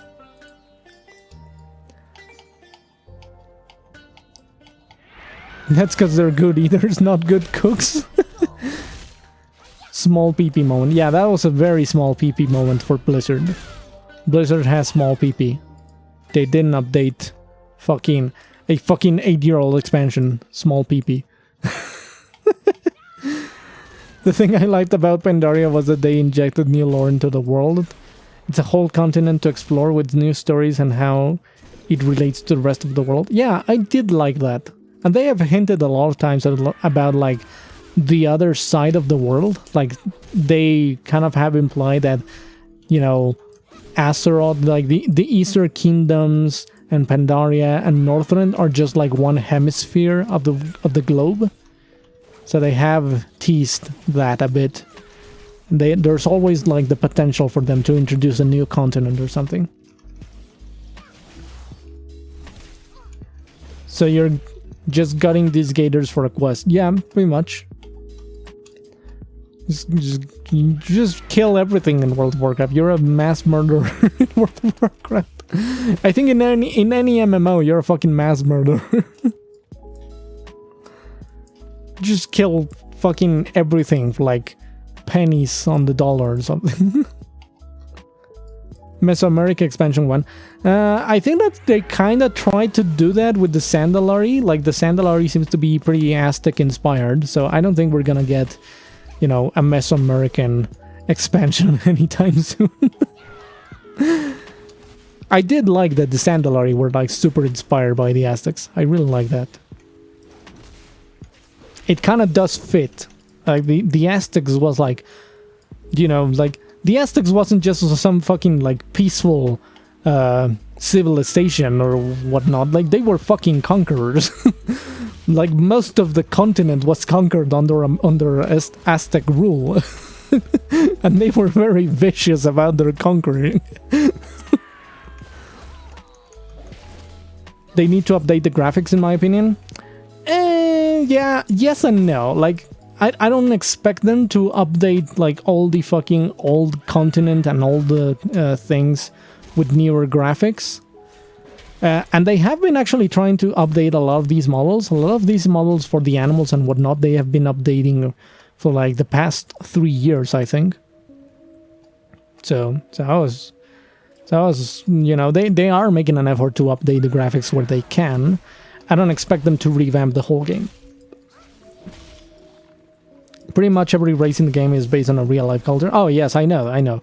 Like I was really glad. You know, as a Mexican, I was really happy with how they did the whole Sandalari as Aztecs. I really like that. Big into the heart ripping thing too. Oh yes, the Aztecs did like the fucking heart ripping and whatnot. They did it with Cataclysm. Yeah, but Cataclysm was like a massive failure, both, you know, in terms of sales and in terms of like subscriber retention, so I don't expect Blizzard to do it anytime soon. You know? I don't expect them to take that risk again. I'm not saying that Cataclysm was a failure because of that, but like, you know, try to convince Blizzard that that wasn't the reason why. God, the Aztecs were like a literal supervillain civilization. Oh dear, look at the time. It needs to start sacrificing people now. I mean, they kind of were. They were very fucking ruthless. Like, the Aztecs were no saints. They were very ruthless in their conquering of like other civilizations and whatnot. Hey, Aimless, thank you for the follow and welcome to the stream. Glad to see you here. I love that trolls are Jamaican. What's the British culture? I think the Worgen are the British. I'm pretty sure the Worgen are like supposed to be British. With their Cockney accents and whatnot. Worgen are very British, yes.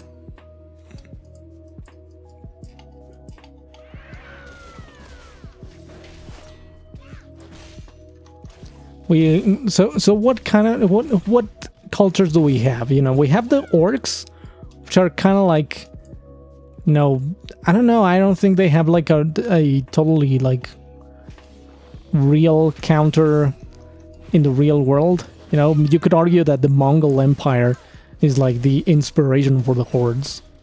So maybe sort of Mongols. Yeah, I guess that would be the closest thing. You know, like semi-Mongols. What do I have to do here? Speckled trout? What am I missing here? Oh, I need to catch these fish, lol. Orcs came from Draenor, so shrug. Yeah.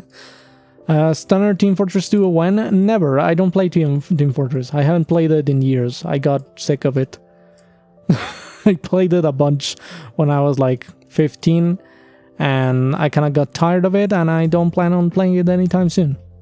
I don't like it. Tarn are the first Nations people? Yeah, pretty much. Aren't the Mongols literally the Mogu? Yeah, that's also true. Like, the Mogu are kind of Mongols as well. I don't know, I guess it isn't like a hard set rule that, you know, each race in the game has a counter culture in the real world. Like, you know,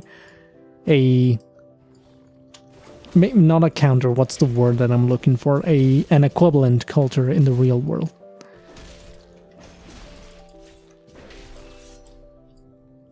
Overwatch is TF2 but better. I don't play Overwatch either. I don't like Overwatch either. Again, just like TF2, I played it a bit and then I got sick of it and I don't like it. It's fine, I picked up Overwatch about a year today. Yeah, no, I'm not planning on playing Overwatch. Hey man, you got Uno? No. Why are you all suggesting bad games? Like fucking Team Fortress and Overwatch and Uno. Why? Why only bad games? No, we're not gonna play Uno.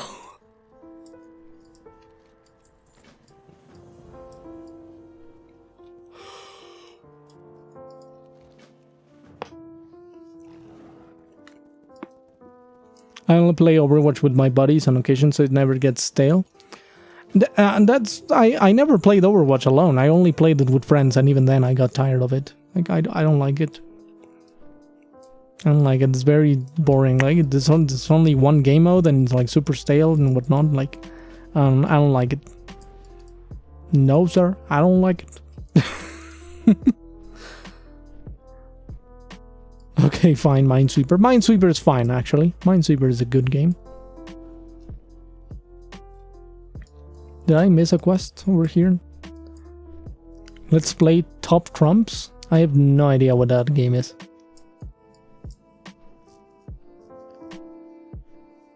I'm actually stupid good at Minesweeper.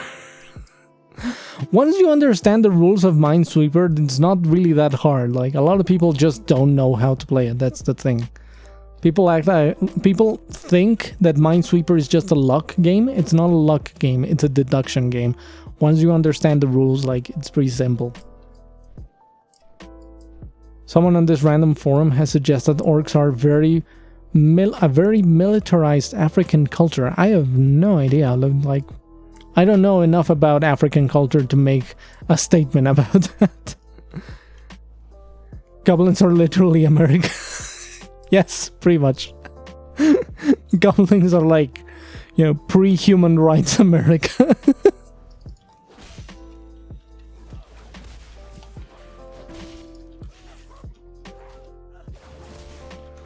So, America... I mean, it's true that America kind of doesn't, like, give a shit about, like, human rights as a... In terms of, like, how they do their laws and whatnot. Human rights are more a a suggestion in the eyes of America, it seems. And this is not even my opinion. This is like the actual professional opinion that I've gotten from fucking lawyers here in Mexico. That's what they say about American law. that like Mexico takes human rights as like this thing that cannot even be discussed, you know, like the actual human rights, like, you know, the ones that have been set by the United Nations and whatnot. Like, those are things that should be on your constitution, whether you like it or not, because you have agreed to be part of the international community. Why am I taking so much fucking damage? But, like, apparently, from the opinions that I've gotten from lawyers, like, American lawmakers don't really, you know, take human rights as this set in stone rules that should never be, you know, broken. And they take it more of like a fucking suggestion. I don't know. America, but how much will it cost though? Pretty much, yeah.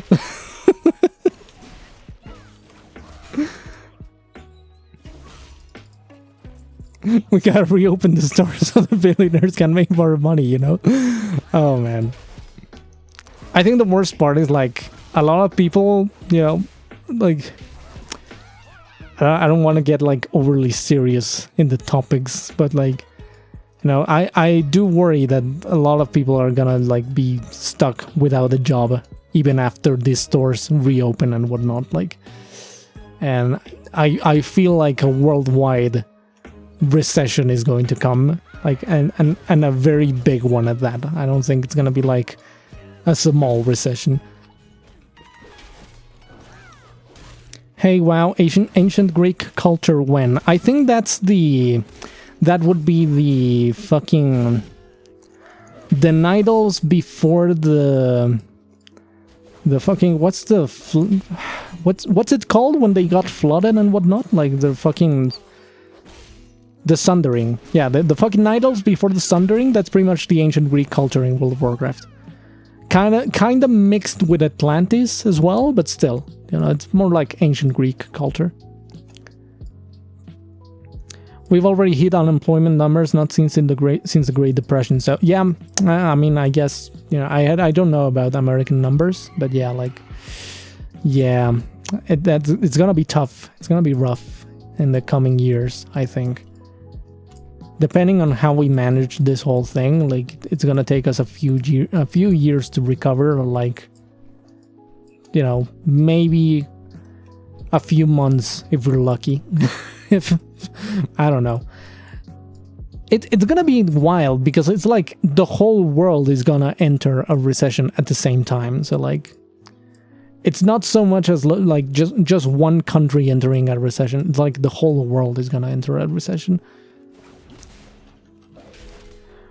Well, Atlantis was a creation of Plateau, so it tracks. Yeah, like Atlantis itself is very much in, you know, Greek culture, you know. So, but like, you know, the Nidals before the Sundering are pretty much like, I think you could argue that they are the idealized version of Greek culture that is portrayed in Atlantis.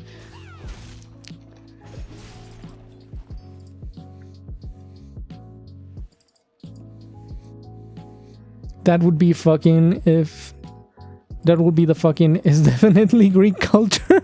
God damn it, Morse. But true as well. Like, that's big true. You know, where else do you get fucking gods disguising themselves as swans and fucking people? Only Greek culture gets that.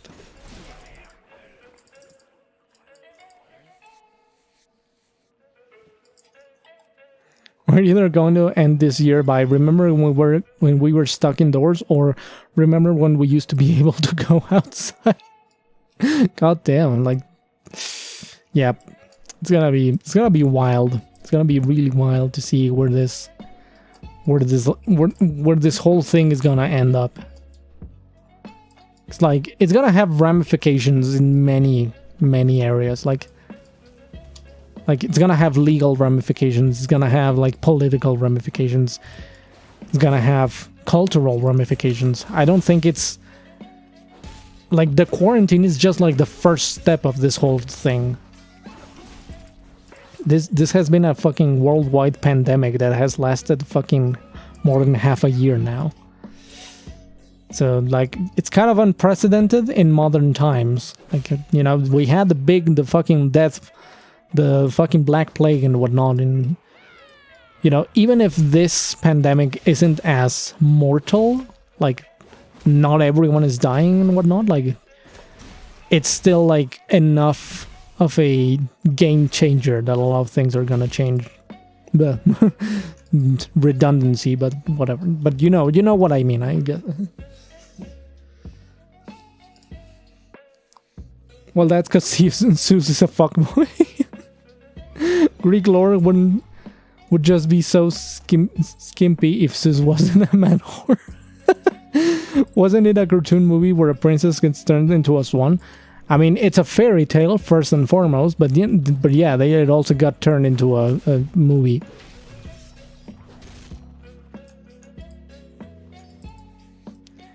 Yeah, we're going to recover for a long time. Yeah. The recovery of this whole thing is gonna take a long time, because like even excluding the big businesses that obviously can, you know, they can outspend the crisis. You know, there's, you know, the Walmarts and Amazons and whatnot. All of them have enough money that they can just, you know, stop their business for 6 months and they're gonna be fine. But like, I'm pretty sure, I was thinking about it like today. Today I was thinking about how long my hair is, because I haven't cut it in like 2 years, and part of it has been the pandemic, of course, because there's no hairdressers right now. And I'm starting to think like, how many of those small, you know, small one-person saloons are gonna, like, it's not a saloon, it's a hair salon, like, how do you fucking spell it? Whatever, like, how many hairstylists are gonna be, like, not even out of a job, or, like, completely bankrupt after this whole thing? Like, even right now, a lot of them are probably bankrupt. And I, you know, like, apply that logic to every single, you know, business out there. To every single small business out there, pretty much. Now I'm thinking about that one Tumblr post. Zeus don't have to stick your dick into that. Too late. with that one shot of Zeus from Disney's Hercules. God damn it. Why cut your hair when it can be floofy? The hairdressers, lol. The closest modern parallel to Corona is the Spanish flu, which is terrifying. Multiple waves of this shit because people kept thinking it was done. Oh yeah, it's not gonna be done until we get a vaccine, huh? And it doesn't look like we're gonna get anyone. Like, it doesn't look like we're gonna get one soon. It's gonna take at least some more, like another half a year for a vaccine to be available, or something. So yeah, this is kind of uncharted territory for like the entire world, and it's interesting, but at the same time it's terrifying. It's interesting because a lot of good change could come out of this if we know how to play our cards right, but also a lot of bad change could happen. A lot of bad things are gonna happen and are happening already. Like, have you seen fucking the United Kingdom? Have you seen the videos of their police there, like fucking detaining people from going outside and like fucking busting down people's doors because they think they have a party?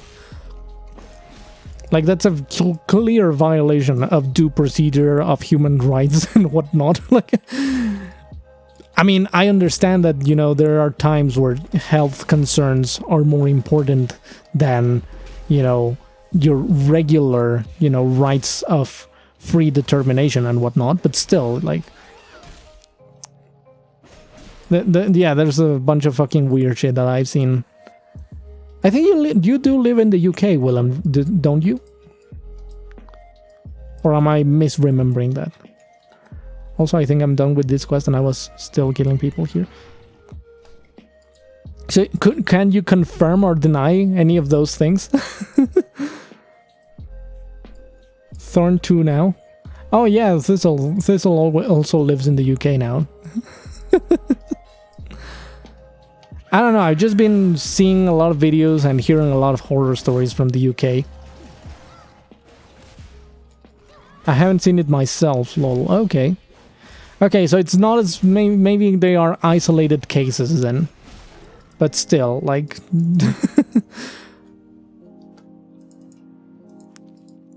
It was this one video of a guy, you know, having the police in his house, and they busted his door because the police said like, oh, we got a report that you had a party going on and that's illegal because social distancing. And like, you know, they didn't have an order to actually like search his house and whatnot, which is like, again, a clear violation of due procedure.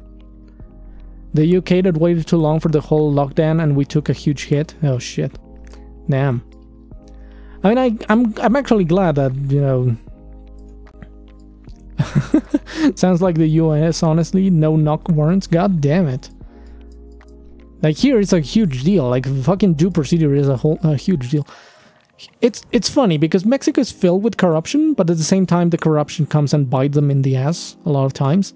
Because, you know, whenever they detain someone and they don't make the due procedure because of corruption... It ends up like getting fucking El Chapo Guzman. El Chapo Guzman went fucking free. Like, walked out of jail free because due procedure was not met. So like, due procedure is that important in Mexico. Because we have... The corruption keeps the corruption in line.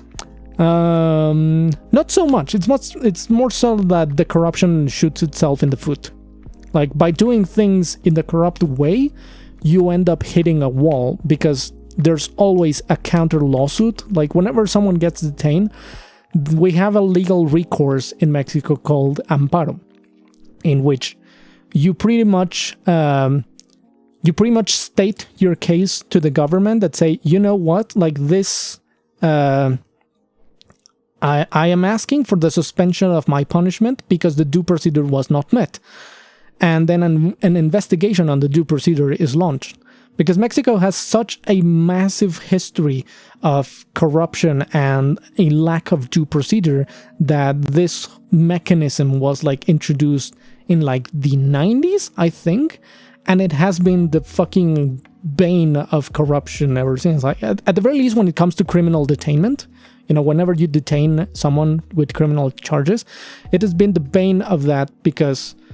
this recourse, the amparo, has like it's of the maximum priority pretty much. Like there's nothing you can do to deny it. You have to go through the investigation to see if the due procedure was actually met. And more often than not, you know, you find out that the due procedure was not met. And the whole process, like someone that you had already detained and you had already sent to jail and whatnot, gets to walk out free because, you know, the due procedure was not met. And because the due procedure was not met, we cannot guarantee that that person is actually guilty. You know? And, like, there's a whole lot of debate here in Mexico on whether or not this recourse should exist in the first place. But I'm of the idea that I'd rather see fucking 40 criminals walk free every day than see innocent people go in jail for like 10 years for something they didn't do. You know, like I'm kind of that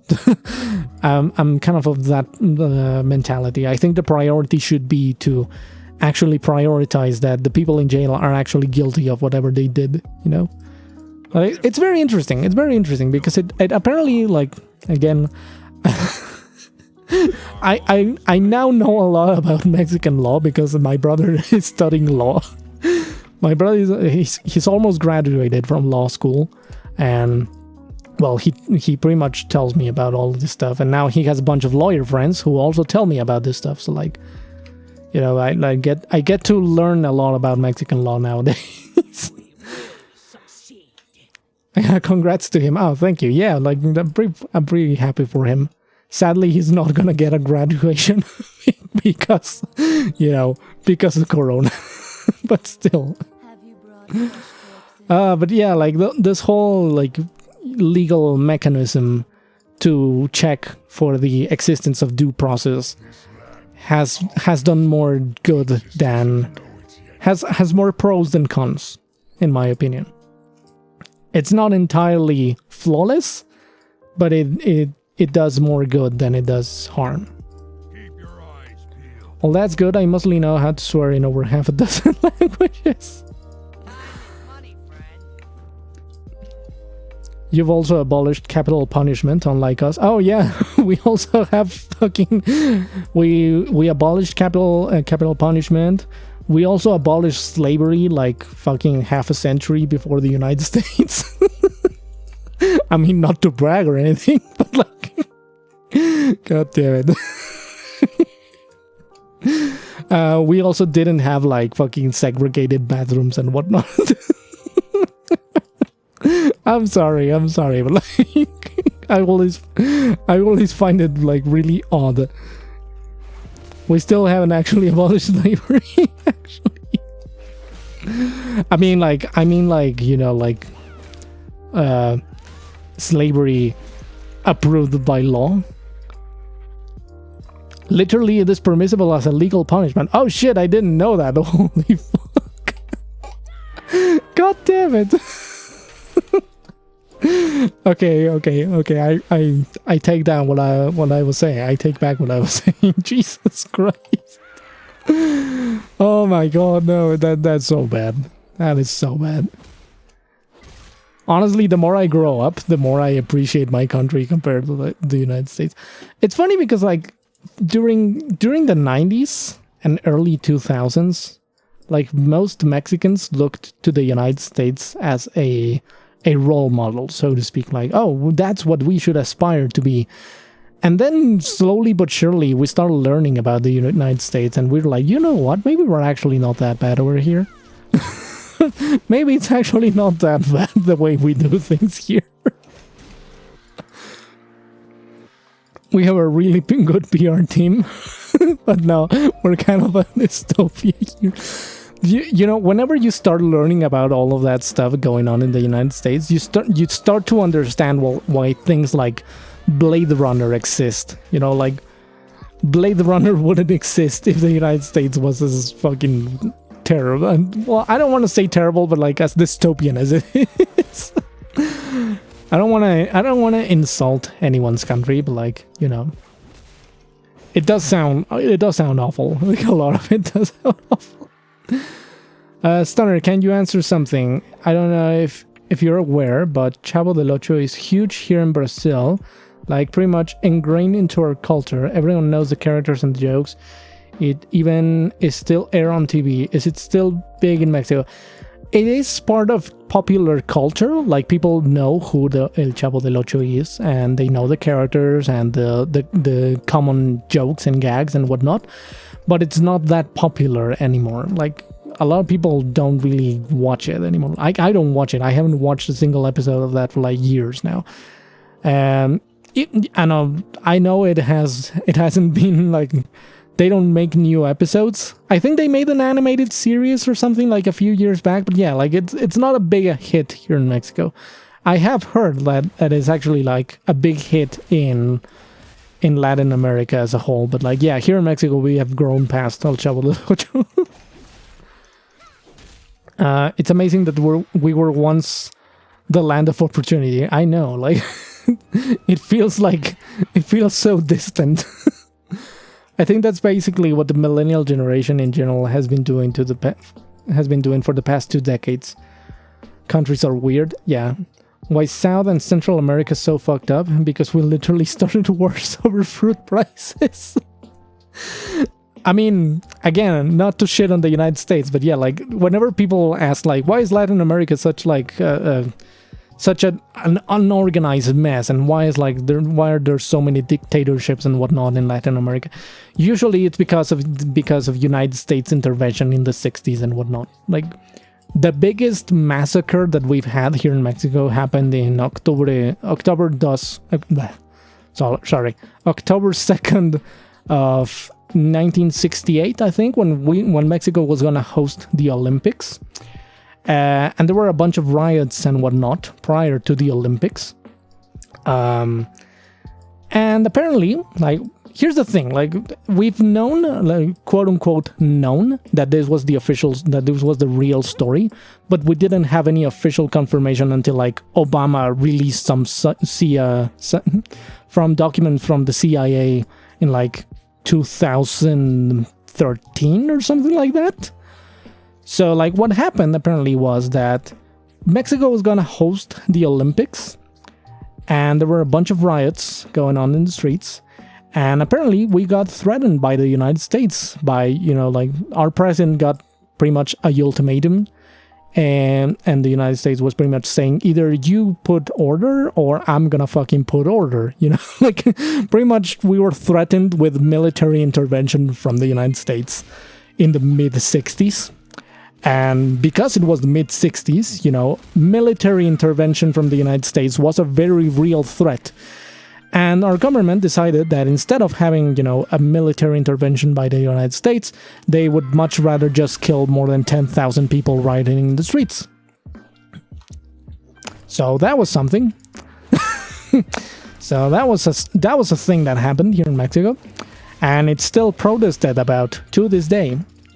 Like, there's still protests every October 2nd, shouting, October 2nd, never forget. Because it's one of the most traumatic events in Mexican history for a lot of people. Like, we're talking about, like, my dad was like 7 years old when this happened. Like a lot of people who saw this thing happening were very alive, are very much still alive nowadays. So like a lot of people still protest that thing. And, like, again, we kind of knew that the United States had something to do, but we didn't have any hard proof until, like, Obama released those documents in, like, fucking 2013 or something like that. Where it was confirmed that Mexico did receive an ultimatum from the president. I think, who was the president of the United States in 68? I feel like a lot of people at the massacres are still alive. So maybe not entirely accurate. No, I thought I said like a lot of people who witnessed that. Sorry, if a lot of people who witnessed that thing, it was Nixon. Okay, that kind of does make sense. Of course, it would be Nixon. Yes, like it now makes a lot of sense. Fucking Christ, dude. Fucking Christ, yeah, like, it makes sense that it was Nixon who did that. And again, like, you're talking about, like, the era where the United States would very much invade Vietnam, so the possibility of the United States making a military intervention in Mexico for the purpose of keeping security during the Olympic Games was very much a real threat. Like, it wasn't a threat that you would take lightly, I'm not saying that I excuse what the Mexican government did, of course fucking not, but like, there is a reason behind why they did it.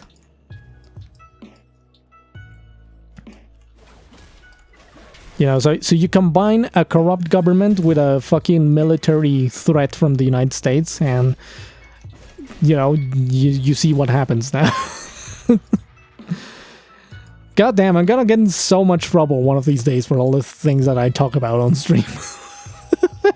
I'm gonna get fucking banned one of these days.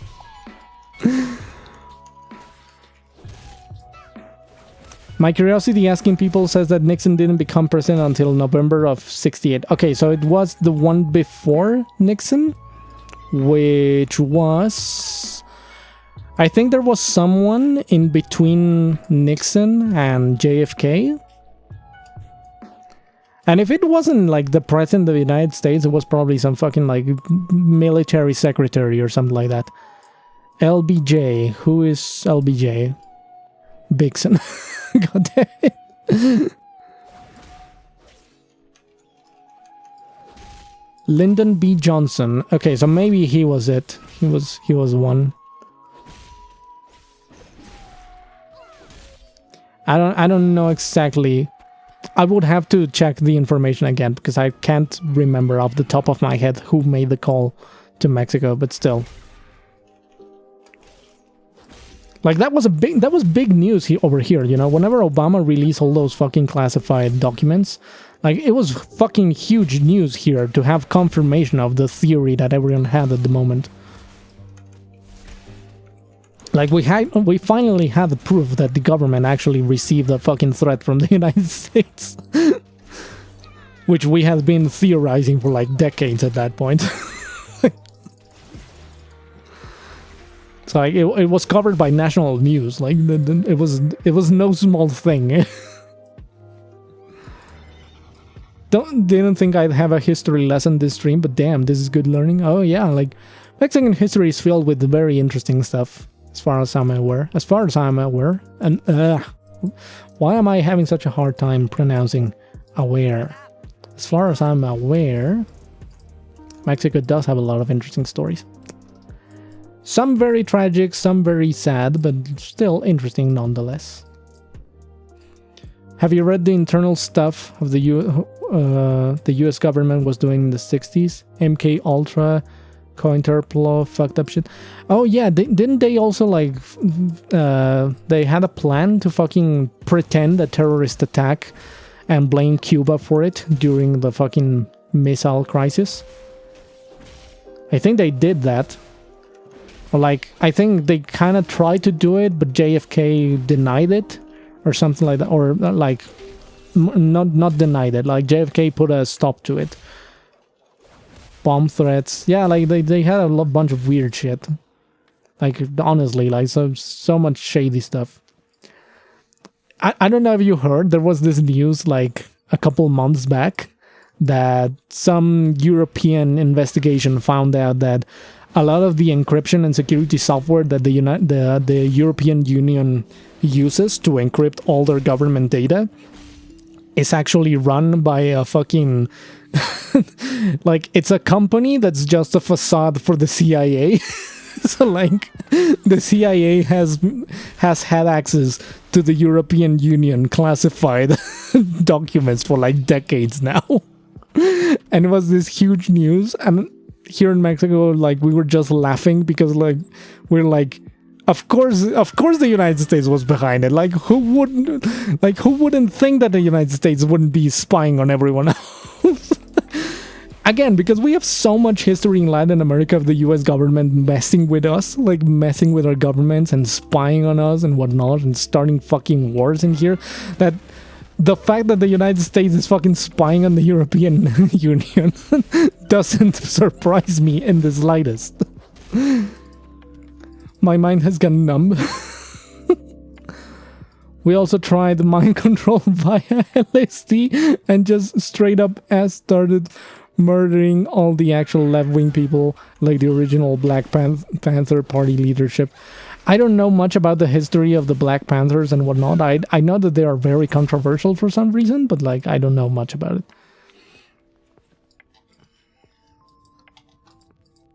But like, yeah, like, the United States has done so much shady stuff over the years. Like, it's not even funny. Like, well, it is kind of funny. I'm sorry, but like, it is kind of funny for me. But like, for real, like, some serious shit, like some serious shit that the United States has done over the years. Like, it's amazing. It's amazing that they have gotten away with it. We also tried to teach dolphins to talk so they could tell us where underwater explosives were. God damn it. Oh my god, that's amazing. I mean, I understand that they don't mean like talk, like actually talking, but like, you know, like devise a way to communicate with dolphins. Like, Jesus Christ. We also had atheists testifying against NASA because of Apollo 8. What? Of Apollo 9? I mean, Apollo 8. Hi Bob, there's a mine over there, be careful, okay? To communicate, and no, they legit tried to teach dolphins the alphabet. God damn it. Oh my god. I mean, they kind of have succeeded in teaching the alphabet to gorillas, so, you know, it wasn't as far-fetched as it sounds. You know, there are gorillas who use sign language, so like, you know, it's not out of the realm of possibilities to teach the dolphins the alphabet in some capacity. We tried to build an aircraft carrier out of ice in World War II. A lot of wacky shit, but like, you know, it kind of, I have the feeling that it just sounds silly because we didn't accomplish it. Because if someone had accomplished it, it wouldn't sound silly, it would sound fucking amazing. It kind of just sounds silly because no one actually got it to work. But like, can you imagine? Can you imagine if someone actually managed to do it?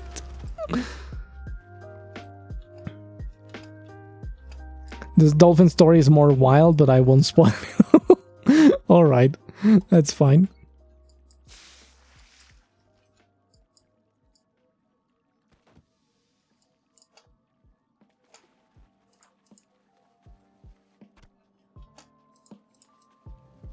Some of the guys in the command capsule said a verse of the Bible. Like, so like, but like, what were the atheists testifying for? Like, or what was the lawsuit? What was the point of the whole thing? Like, I think I know is the Apollo 8 the thing, the fucking one that exploded at launch or something? That verse? No, like, I don't know, like, then I have no idea what happened like then. Also with the Black Panthers, the one time the NRA was for gun control, black people trying to own and carry weapons. Oh, of course, it's only a concern for national security if black people are the one doing it. Of course. God damn it. I swear, man, I swear. Fucking Christ.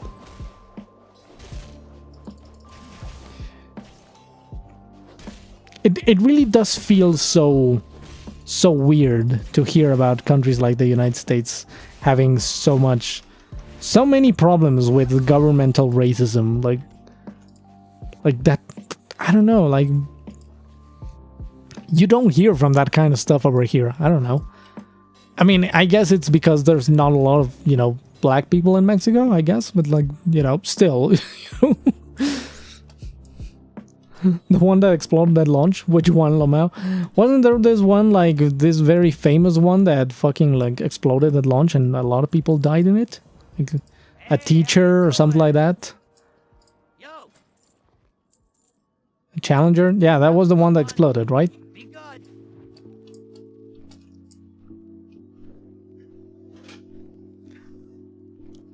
So what was the Apollo 8 thing then? Like, if that wasn't it, what was the Apollo 8 thing? I have no idea what that is then.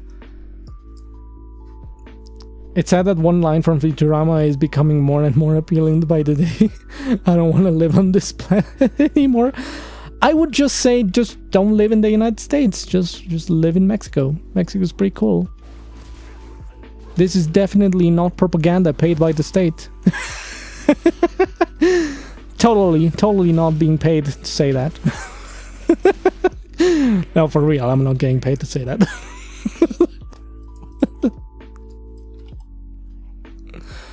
Apollo 8 was actually the first ship to successfully orbit the moon. Oh, okay. Man, I wish I could dig living in Mexico. You don't dig it?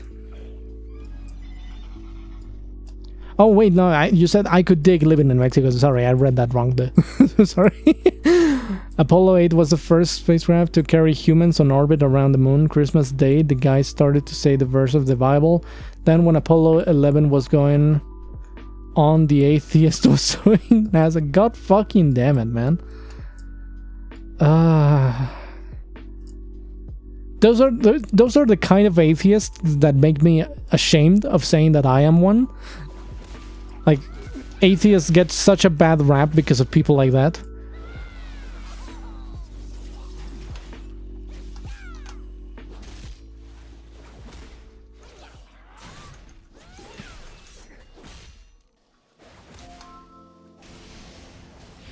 I'll have to get used to the water down there. God damn it, I'm gonna die. This guy is too powerful. Run away! God damn it. Oh, fuck. Don't come down to Brazil either. Shit's fuck up down there. I've heard a lot of shit from Brazil as well. You know, like, oof, like big oof. Sorry about that. Yeah, shit ton of coastline, and I miss the ocean. I mean, I'm not on the coastline. I'm like deep within the country, but yeah, like you can get to the coastline in like 5 hours of a car ride. So, like that's not too bad. I'm a pagan. Oops. It's like Richard Dawkins. He may have a point, but man, is he an asshole? Yeah, pretty much. Pretty much. Like, where am I going? Where's my corpse? I think I need to get up here. Everything I've heard about Brazil is how fucked the president is. Yeah, same here. I mean, I'm a Baptist Christian, and I still think we could potentially be friends. Like, I don't know what the specific difference is about Baptist Christians. Like, I hope we can be friends. Do Baptist Christians cannot they be friends with atheists? I'm an agnostic Catholic, because if you're raised Catholic, you never really stop being one if you want to become an atheist. That's true. Like I can completely agree with that, because yeah, I was born and raised Catholic. But yeah. Religion has nothing to do with being a decent human being to each other, right? I would say that it doesn't. I would say that it doesn't have anything to do with it. Like, having basic decency and empathy for other human beings should not be a thing exclusive to religion, in my opinion. One of the liquid fuel tanks got damaged on Apollo 13, and it didn't get home. They didn't go home. Instead, they landed on the moon. They then went home. Oh, right. I've heard about that story. I have a lot of friends. A lot of friends of a lot of beliefs. That's nice. You don't stop being Catholic. You just become very bad at being one. Where am I going? Where's my corpse? Would be the most terrifying sentence if I didn't know WoW was being played. Oh no. Just because I might not agree with your beliefs doesn't mean that I won't have anything to do with you. You're entertaining as hell. That's fine, that's fine. I don't expect anyone to like completely agree with my beliefs or my opinions or statements and whatnot. Like, you know, I kinda even expect a lot of people to not agree. It's like every fan base getting a bad rep because of a few overzealous people. Pretty much. God damn it, I hate this quest. Come on, Kieran. Let's go do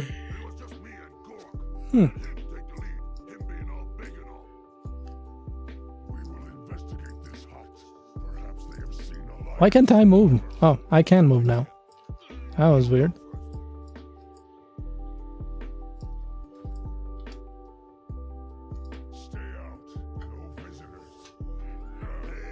Yeah, everybody disagrees with each other at some point. The world would be hella boring otherwise. I'm just slowly subverting you all to anarchism by being nice. Anarcho-beam-boys. God damn it, Foxy. Girl stuff. I kept crashing on the second of those quests. Bimbotize me.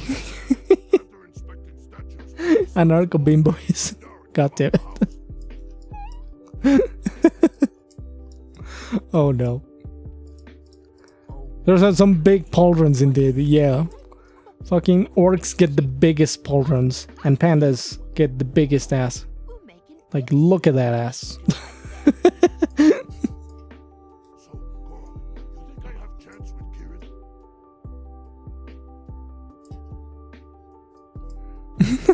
Ass and titties.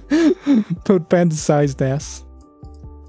Did the fucking quest crash? Oh, there it is.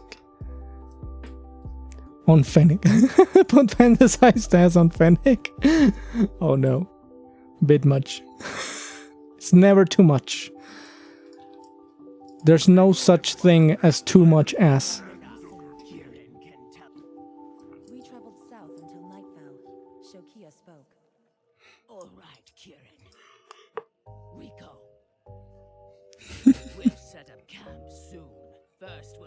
Tanya be the boob girl, Fennec be butt girl. That could be it, actually. Small fox girls should be as wide as they are tall. They would be squares then. They would be Minecraft cubes. You can't destroy a country when you're too bimbo to have to figure out how. No such thing as too much ass. I mean, if it's as large as a whole state, yeah, not enough ass. No such thing as too much ass. It's dark, so you'll have to mark my targets for me. Rendezvous back here when you're done. I found some smoke bombs in my pockets. They'd have to do. If I encountered enemies, I'd hit them with the smoke. Shokia's sniper. Those hips make them a square. It can be bigger.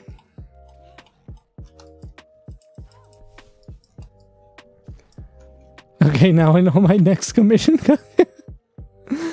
This is why on E6-1 I use filter so I don't get extreme fetishes. I regret this. Just means more people can love that ass. True.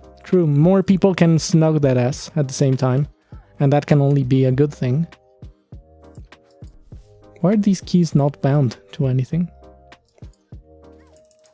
I fucking hate the quests that give you a new action bar. They're the worst. Macro Jackie eggs state size Tanya.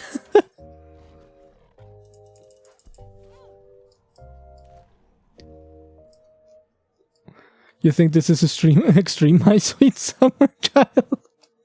Oh yeah, there's a bunch more extreme stuff than this. Don't move, human. I've got you cornered. How exactly do you have me cornered, undead?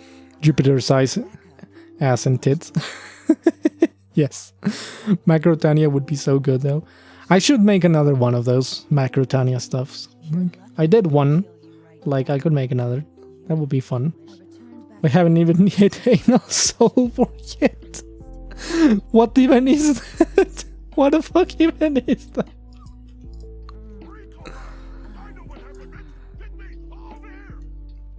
Look at this cutie. I just love looking at her. She's so cute. Pardon? Or the golden showers. Oh, the golden showers are nice though. Golden showers are nice. Good stuff. Foxes are so good. Look at this cutie. Watch his face cam. God damn it. God damn it, fucking Jackie. Don't look at the possum when I'm trying to get you to look at the fox. Sue's knocking peeps on be a golden shower.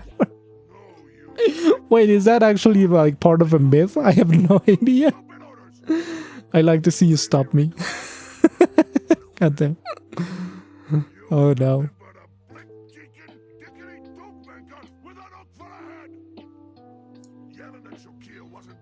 Yes, it turned into a golden rainstorm. God damn it, Zeus. Why is Zeus so fucking horny all the time?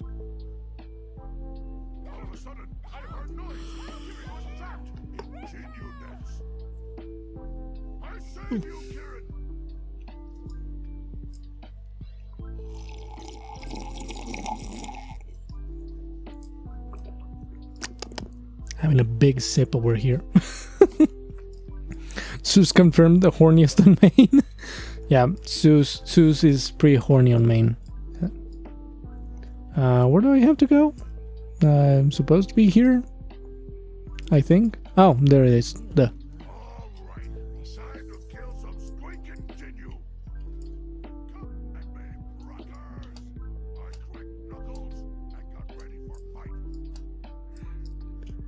He's so horny that they tried to cancel him and he knocked up he knocked up the protest. God damn it. God damn it, why are these buttons not bound?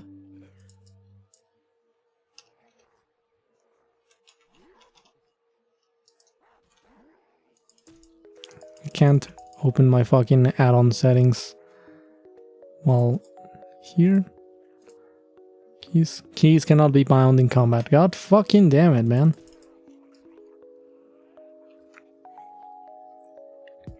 Please don't tell me that's about piss fetish. Of course it's about a piss fetish. Like what would a golden shower be if not a piss fetish? Now I'm thinking about Adventure Time to cut a woman's hair where the Wood Witch tried to suck Jacob up her ass because she wanted Finn to get her some princess. What the fuck? Oh god damn it. I did not know that that was a thing in Adventure Time. Golden Shower is a spell in Terraria, and it literally looks like you're shooting piss out of a book. God fucking damn it.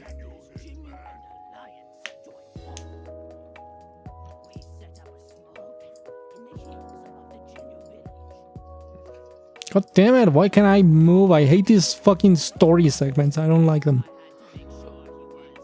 Season 2, episode 10, god damn it. I need that spell. No, you don't.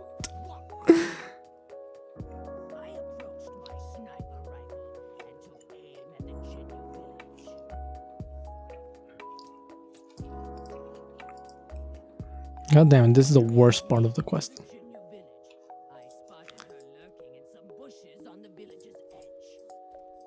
It's literally like a fucking point and click game. It's so bad. This is terrible. What's the deal with you bouncing around all these different bodies? The thing is that they are telling you like a flashback, pretty much. Like the thing is, every one of them is telling you their side of the story and the events as they happened. But it supposedly happened like while you were doing the other quests. So they're telling you their point of view. That's kind of like the whole point. But it's like such a fucking bad quest line. I don't like it. It does have some funny writing. Like it does actually have some funny writing, and you get like a different set of characters for this quest line as the Alliance. But still, while you were doing the plot, we did things too. Yeah, pretty much. That's pretty much it.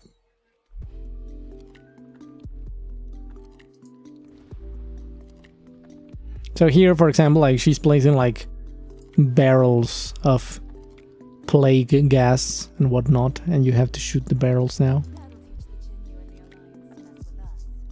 We're helping. Yeah, it's like they're trying to give character to these NPCs by telling you like, oh look, they're not fucking useless. Like they did stuff too while you were gone. Like, but in the end, like these quests are so boring. Sylvanas is fart gas. Pretty much. Put barrels, yeah. That's pretty much it.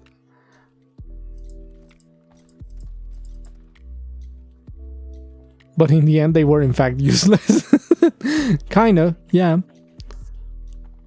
It's not like they did really like important stuff for the plot.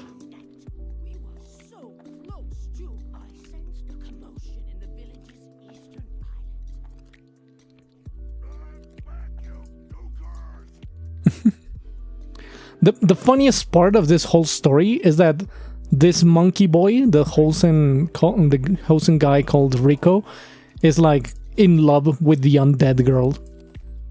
Like that's the funniest part of this whole quest line. You want some good fart gas, you make it yourself. They captured Anduin. I mean, they did, but then he escapes, so fucking whatever, you know? The fuck? Why monkey man? He's a monkey man. He's a Hosen. He's a monkey man.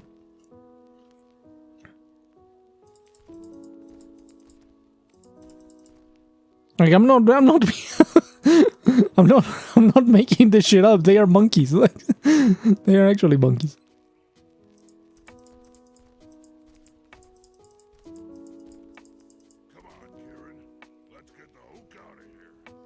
Like I'll show you the guy. Like this is him. He's a monkey. Like look at him. He's a fucking monkey. He has a monkey tail and whatnot. I know, but I mean, why does he love a corpse? Oh, that's like the whole like funny part of the quest, that at first he doesn't realize that she's undead because she's wearing a mask. And then she takes off the mask and he realizes that she's undead, and then he runs away. But then like the segment that we just did is like the part where he comes back like saying, I don't care that you're undead, I still love you and whatnot.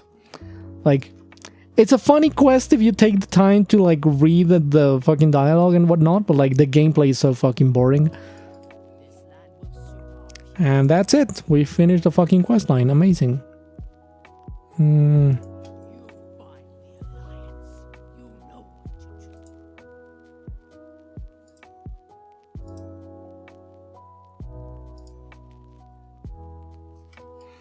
There we go. Would be Breathe Warrior Fennec out of 10. Oh, necrophilia. I mean, is it necrophilia if they are undead? Like, does it still count as necrophilia if they are undead? Because, you know, they are capable of consent and rational thought. So, I don't know. Like, does it? Is it still necrophilia? I guess if you consider, like, technically it's still a corpse, then yes. But, like, you know, the troublesome part of necrophilia is that it's just, like, you know, it's usually just a lifeless corpse. But, you know, this is not a lifeless corpse, even if it's alive by being undead. Those are the real questions we need to be asking, guys. Like, can you fuck the undead? It's biophilia on the undead's part. It's a corpse and it's very unsanitary. Just wear protection, man. I would assume that it depends on what the point of attraction would be for a necrophiliac. Lack of pulse is strong empirical evidence. Okay, but what about vampires? That's a good question, Foxy. Now, you see, those are the good questions that we need to be asking. Imagine how embarrassing it would be for an undead if an undead's dick fell off during sex. I think they've made a couple jokes here and there in Warcraft about, like, you know, undead having erectile dysfunction and whatnot, but still. Like, is it because they're cold, because they don't move? Like, it would depend. Like, that is true. Like, it depends on what the attraction is. But, like, let's assume that this is the scenario, you know? Like, you are this guy, and you have a romantic attraction towards this fellow over here, who happens to be undead. Is it necrophilia? I just unmuted the stream and the first thing I hear is, can you fuck the undead? What the fuck did I miss? We're asking the important questions, Thistle. We're asking the very important questions of whether or not can this Hosen fuck the undead. Because, like, how would that work? How would that relationship work? Romantic attraction, no. Sexual, yes. But, I mean, there's usually, well, usually, I don't want to say like 100% of the time, but usually there is also like a sexual attraction combined with romantic attraction, you know, when there's a relationship going on. You know, there's usually that as well. I mean, I understand that there are aromantic and asexual people out there, but you know, usually most relationships have a sexual element to them. So, like, how would that work? How can the Hosen fuck the undead? Does that work? Also, the question is necrophilia the fetish or the attraction? The fetish or the action? I guess that's true. Like, is the action itself necrophilia, or is it just like necrophilia if you're specifically attracted to the deadness of the thing, of how dead it is? Like, is it because, like, you know, that's the question.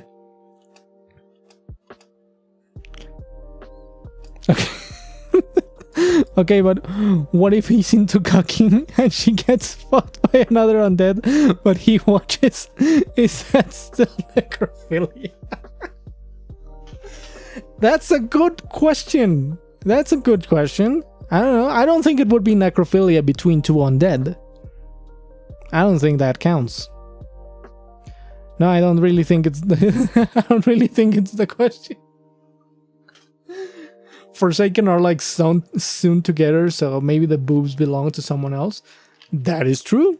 That is very true. In theory, undead have an easier time transitioning because they just can't, you know, take body parts from other corpses and just be done with it. And it works because magic. Because undead magic and undead curses. What if one Forsaken takes the other's Forsaken's dick off and fucks their wife with it? Is it cheating? And now I'm starting to get queasy thinking of all the facets of this conversation. You're a dude undead.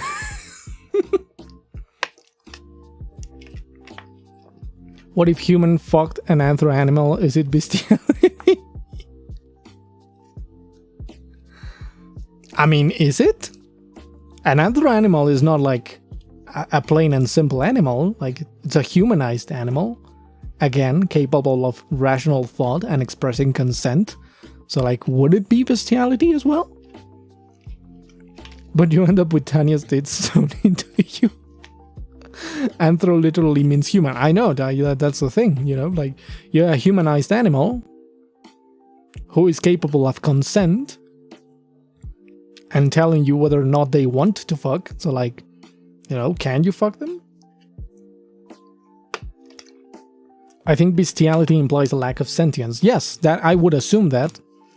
That's kind of like my point there. I think it's pretty established that bestiality is non-anthro animals. I think it is. I would say that. We can tell it's Friday/weekend. Human X animal is considered wrong due to an incapability of consent. Human X corpse is wrong due to sanitary reasons. But also because, like, the corpse cannot consent and you're using the body of another person for that. Like, yes, the person is dead, but there's, you know, there's a sort of... For example, like, when people die, they usually leave a will as to what they want to happen to their remains, you know? They will let everyone know whether they want to be cremated. They will let everyone know if they want to, you know, like, throw my ashes into the sea or whatnot.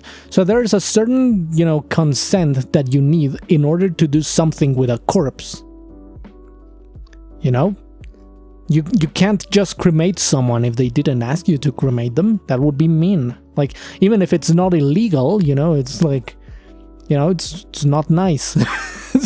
So, like, there's also that part of necrophilia that you're abusing the corpse of, you know, someone who used to be alive who cannot consent to that action anymore. Like, aside from the sanitary reasons. So, like, but if the undead person is capable of consenting, would that change everything? Would that change the pre-established notion of what necrophilia is? God damn. They didn't say yes.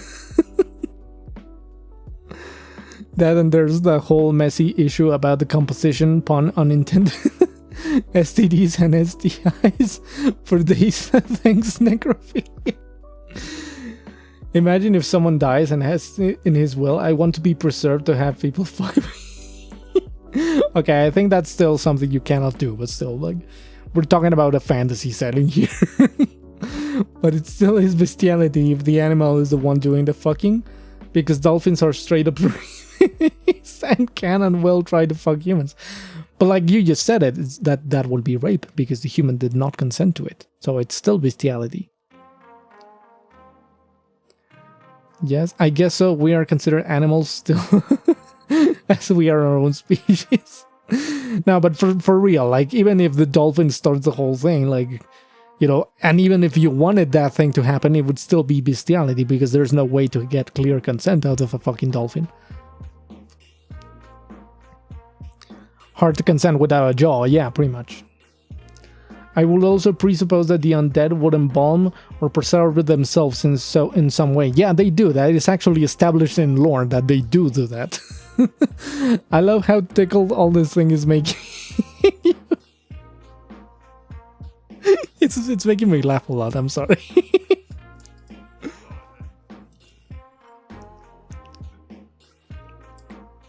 Okay, you know what? I'm gonna put a poll. I'm gonna put a poll for this.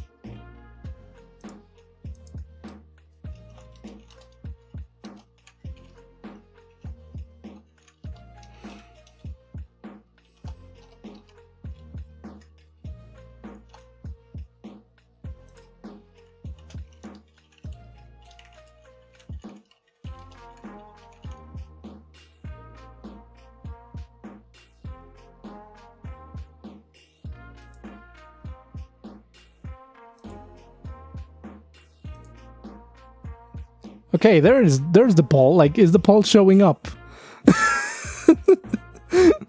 Is the poll showing up? So many people are hot for vampires. Yeah, I know. Vampires are also undead. But are vampires undead or are they just immortal? Because I don't think vampires necessarily die before becoming vampires. You don't need immortalized by a poll. So the composition would be seen as somewhat slovenly. The compositions would be somewhat seen as somewhat slovenly among undead, since it's a sign of not taking care of yourself. I would say so. I would think so. So many people are hot for vampires. Imagine necrophilia fetish being your next commission. God damn it. Vampires are basically undead in name only. I would say so. Alright, so 80%, like 4 out of 5 people who voted, agree that it's not necrophilia if she's undead and can consent. So I think that settles it. I think that is an official scientific way to settle this whole thing. Technically undead, but pretty much just technically. Yeah, vampires I think are just technically undead. She's a strong, independent zombie who can make her own choices. Yeah, that is true. Hence why they have to sleep in their own grave dirt. Undead in most myths. Oh, okay, I guess that's true. Like in myths, like the original myth and legend of the vampire, maybe that's where the undead aspect of it comes from. But like a lot of modern vampires, I wouldn't say they are undead. I would just say that they are immortal.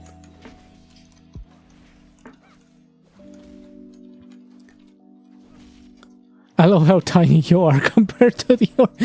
Oh yeah, there's a lot of size difference going on in World of Warcraft. Like, look at that shit, man. Like, look at how huge he is. You could just sit on the ballroom. The ballroom. Would you be able to fuck Vladimir Lenin, since he's so well preserved? Only if he comes back to life and consents to it. That's the only way in which you can do it. As we have settled with the poll. Noriko headbutts Orc in the crotch. Ooh, what's this?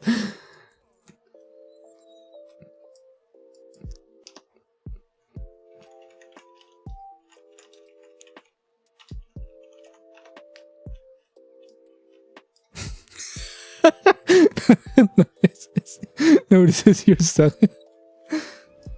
Size diff is a good fetish. It is. It's a really good fetish though. Size difference. So good.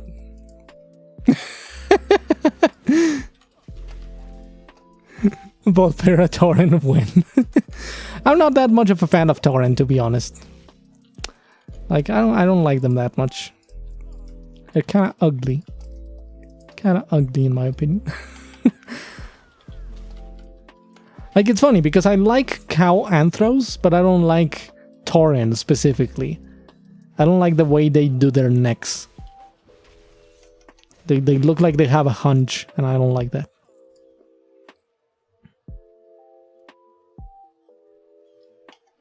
It is, hence why my persona is a mouse. Nice. Fan self off, thinking of size difference and reading. Step on me, possum. God damn it. God damn. All of you are so horny. God damn it. Why would you be so horny? This is a wholesome family Christian stream. AKA step on me, possum. That is why 90% of orcs are short of my OCs are short stack, sorry. I have short OCs and then a few really tall ones. Go on, Artman. Who is Artman? Foot fetish is a bad fetish? I wouldn't say it's a bad fetish, it's just like... I don't see what people see in feet. Like, feet are really ugly. What do people see in feet? I don't get it. I don't get what the appeal of feet is.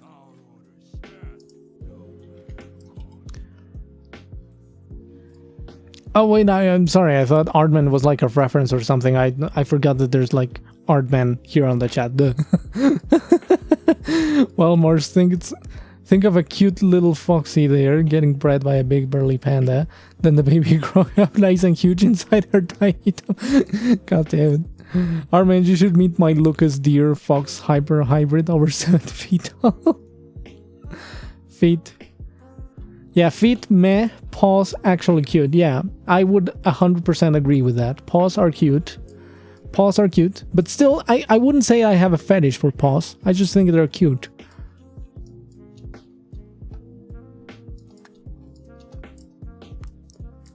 Come on. Man, I don't know. I don't know the appeal either. It just makes me pee pee hard. Pops are great. Toe beans.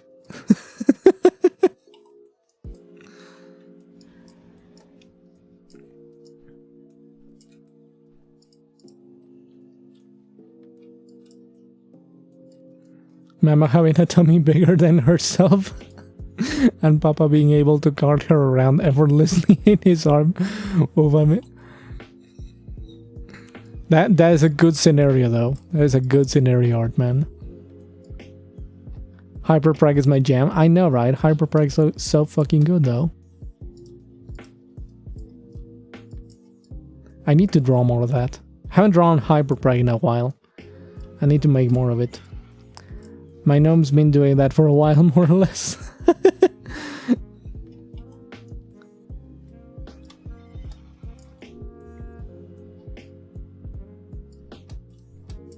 Do I need to go up here? I think.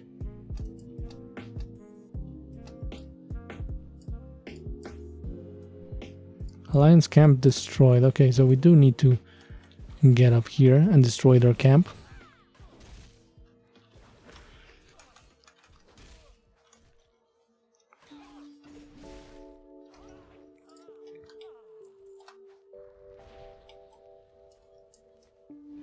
Camp destroyed. Mission accomplished. Bred the thought. I think Prague is cute, but not sexual. I'm not into that as a fetish. Well, I can understand that, but yeah, I'm into it as a fetish.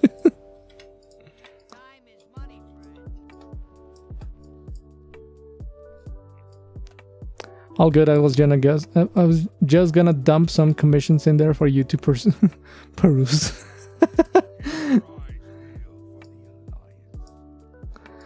The party in my Starfinder game just spent a few months on the breeding science religion planet. Things happened. I think a lot of people are, which makes sense. I also technically have commissions prices, just don't have them up in a lot of places. Fetishes are something we fully don't understand and why it makes us feel good. It just does. That's true. That is very true. Sorry about that. All right. Well, this has been a fun ride. talking about a lot of interesting, hard subjects like, is it still necrophilia if she's undead and alive? But yeah, I hope you've all had a good time. I think I'm gonna stop for now. I'm gonna be done for now because I'm getting kind of tired and I want to go drink some coffee. And you know, my mom made some flan, so that's cool as well. I'm gonna have some flan. But yeah, like, I hope you all enjoyed it. I hope you all had a good time. And okay, before you all go, I want to run a little experiment, if that's all right with you. Like, here's the question. Would you be alright if, like, right now, at the end of the stream, I played an ad? Would you watch the ad? Just so I can get some pennies out of it? Would you be okay with that? Sure, why the hell not? Alright. A lot of you seem to be okay with it. Okay, so I'm just gonna close things off. I'm just gonna say bye. You know, everyone, have a good time. Hope you have a wonderful time. And I'll be seeing you next time, which should be on the next Tuesday, because I did change the schedule to Tuesdays and Fridays. So I'll see you on Tuesday again, you know? I don't know if I'll be continuing with the Minecraft series or if I'm gonna continue leveling this character, because I do want to get this character to max level and whatnot. But like, still, whatever. Well, I hope you had a good time. Hope to see you next time. And now I'm gonna run an ad and see how that goes. So let me just click the button and I'll see you next time, guys. See ya. Bye. Alright, that was the ad. Thank you. Thank you all for watching the ad. I hope the ad is over, like, for all of you. Thanks for reminding me to turn off ad blocker for your streams. I got almonds, by the way. That's fine. Being a sub is cool. No ads for me. I forgot about that. Subs don't get ads. That's very true. That's very true. I had to unlike them. Okay. So that was an experiment. Maybe I'm gonna be doing that from now on. You know, whenever I close the stream, maybe I'll have an ad running or something like that. You know, just to make this whole thing maybe a little bit more worthwhile for me. But thank you all for sticking through that. And now I'm actually gonna say goodbye. I'll see you next time. You know. So, bye bye.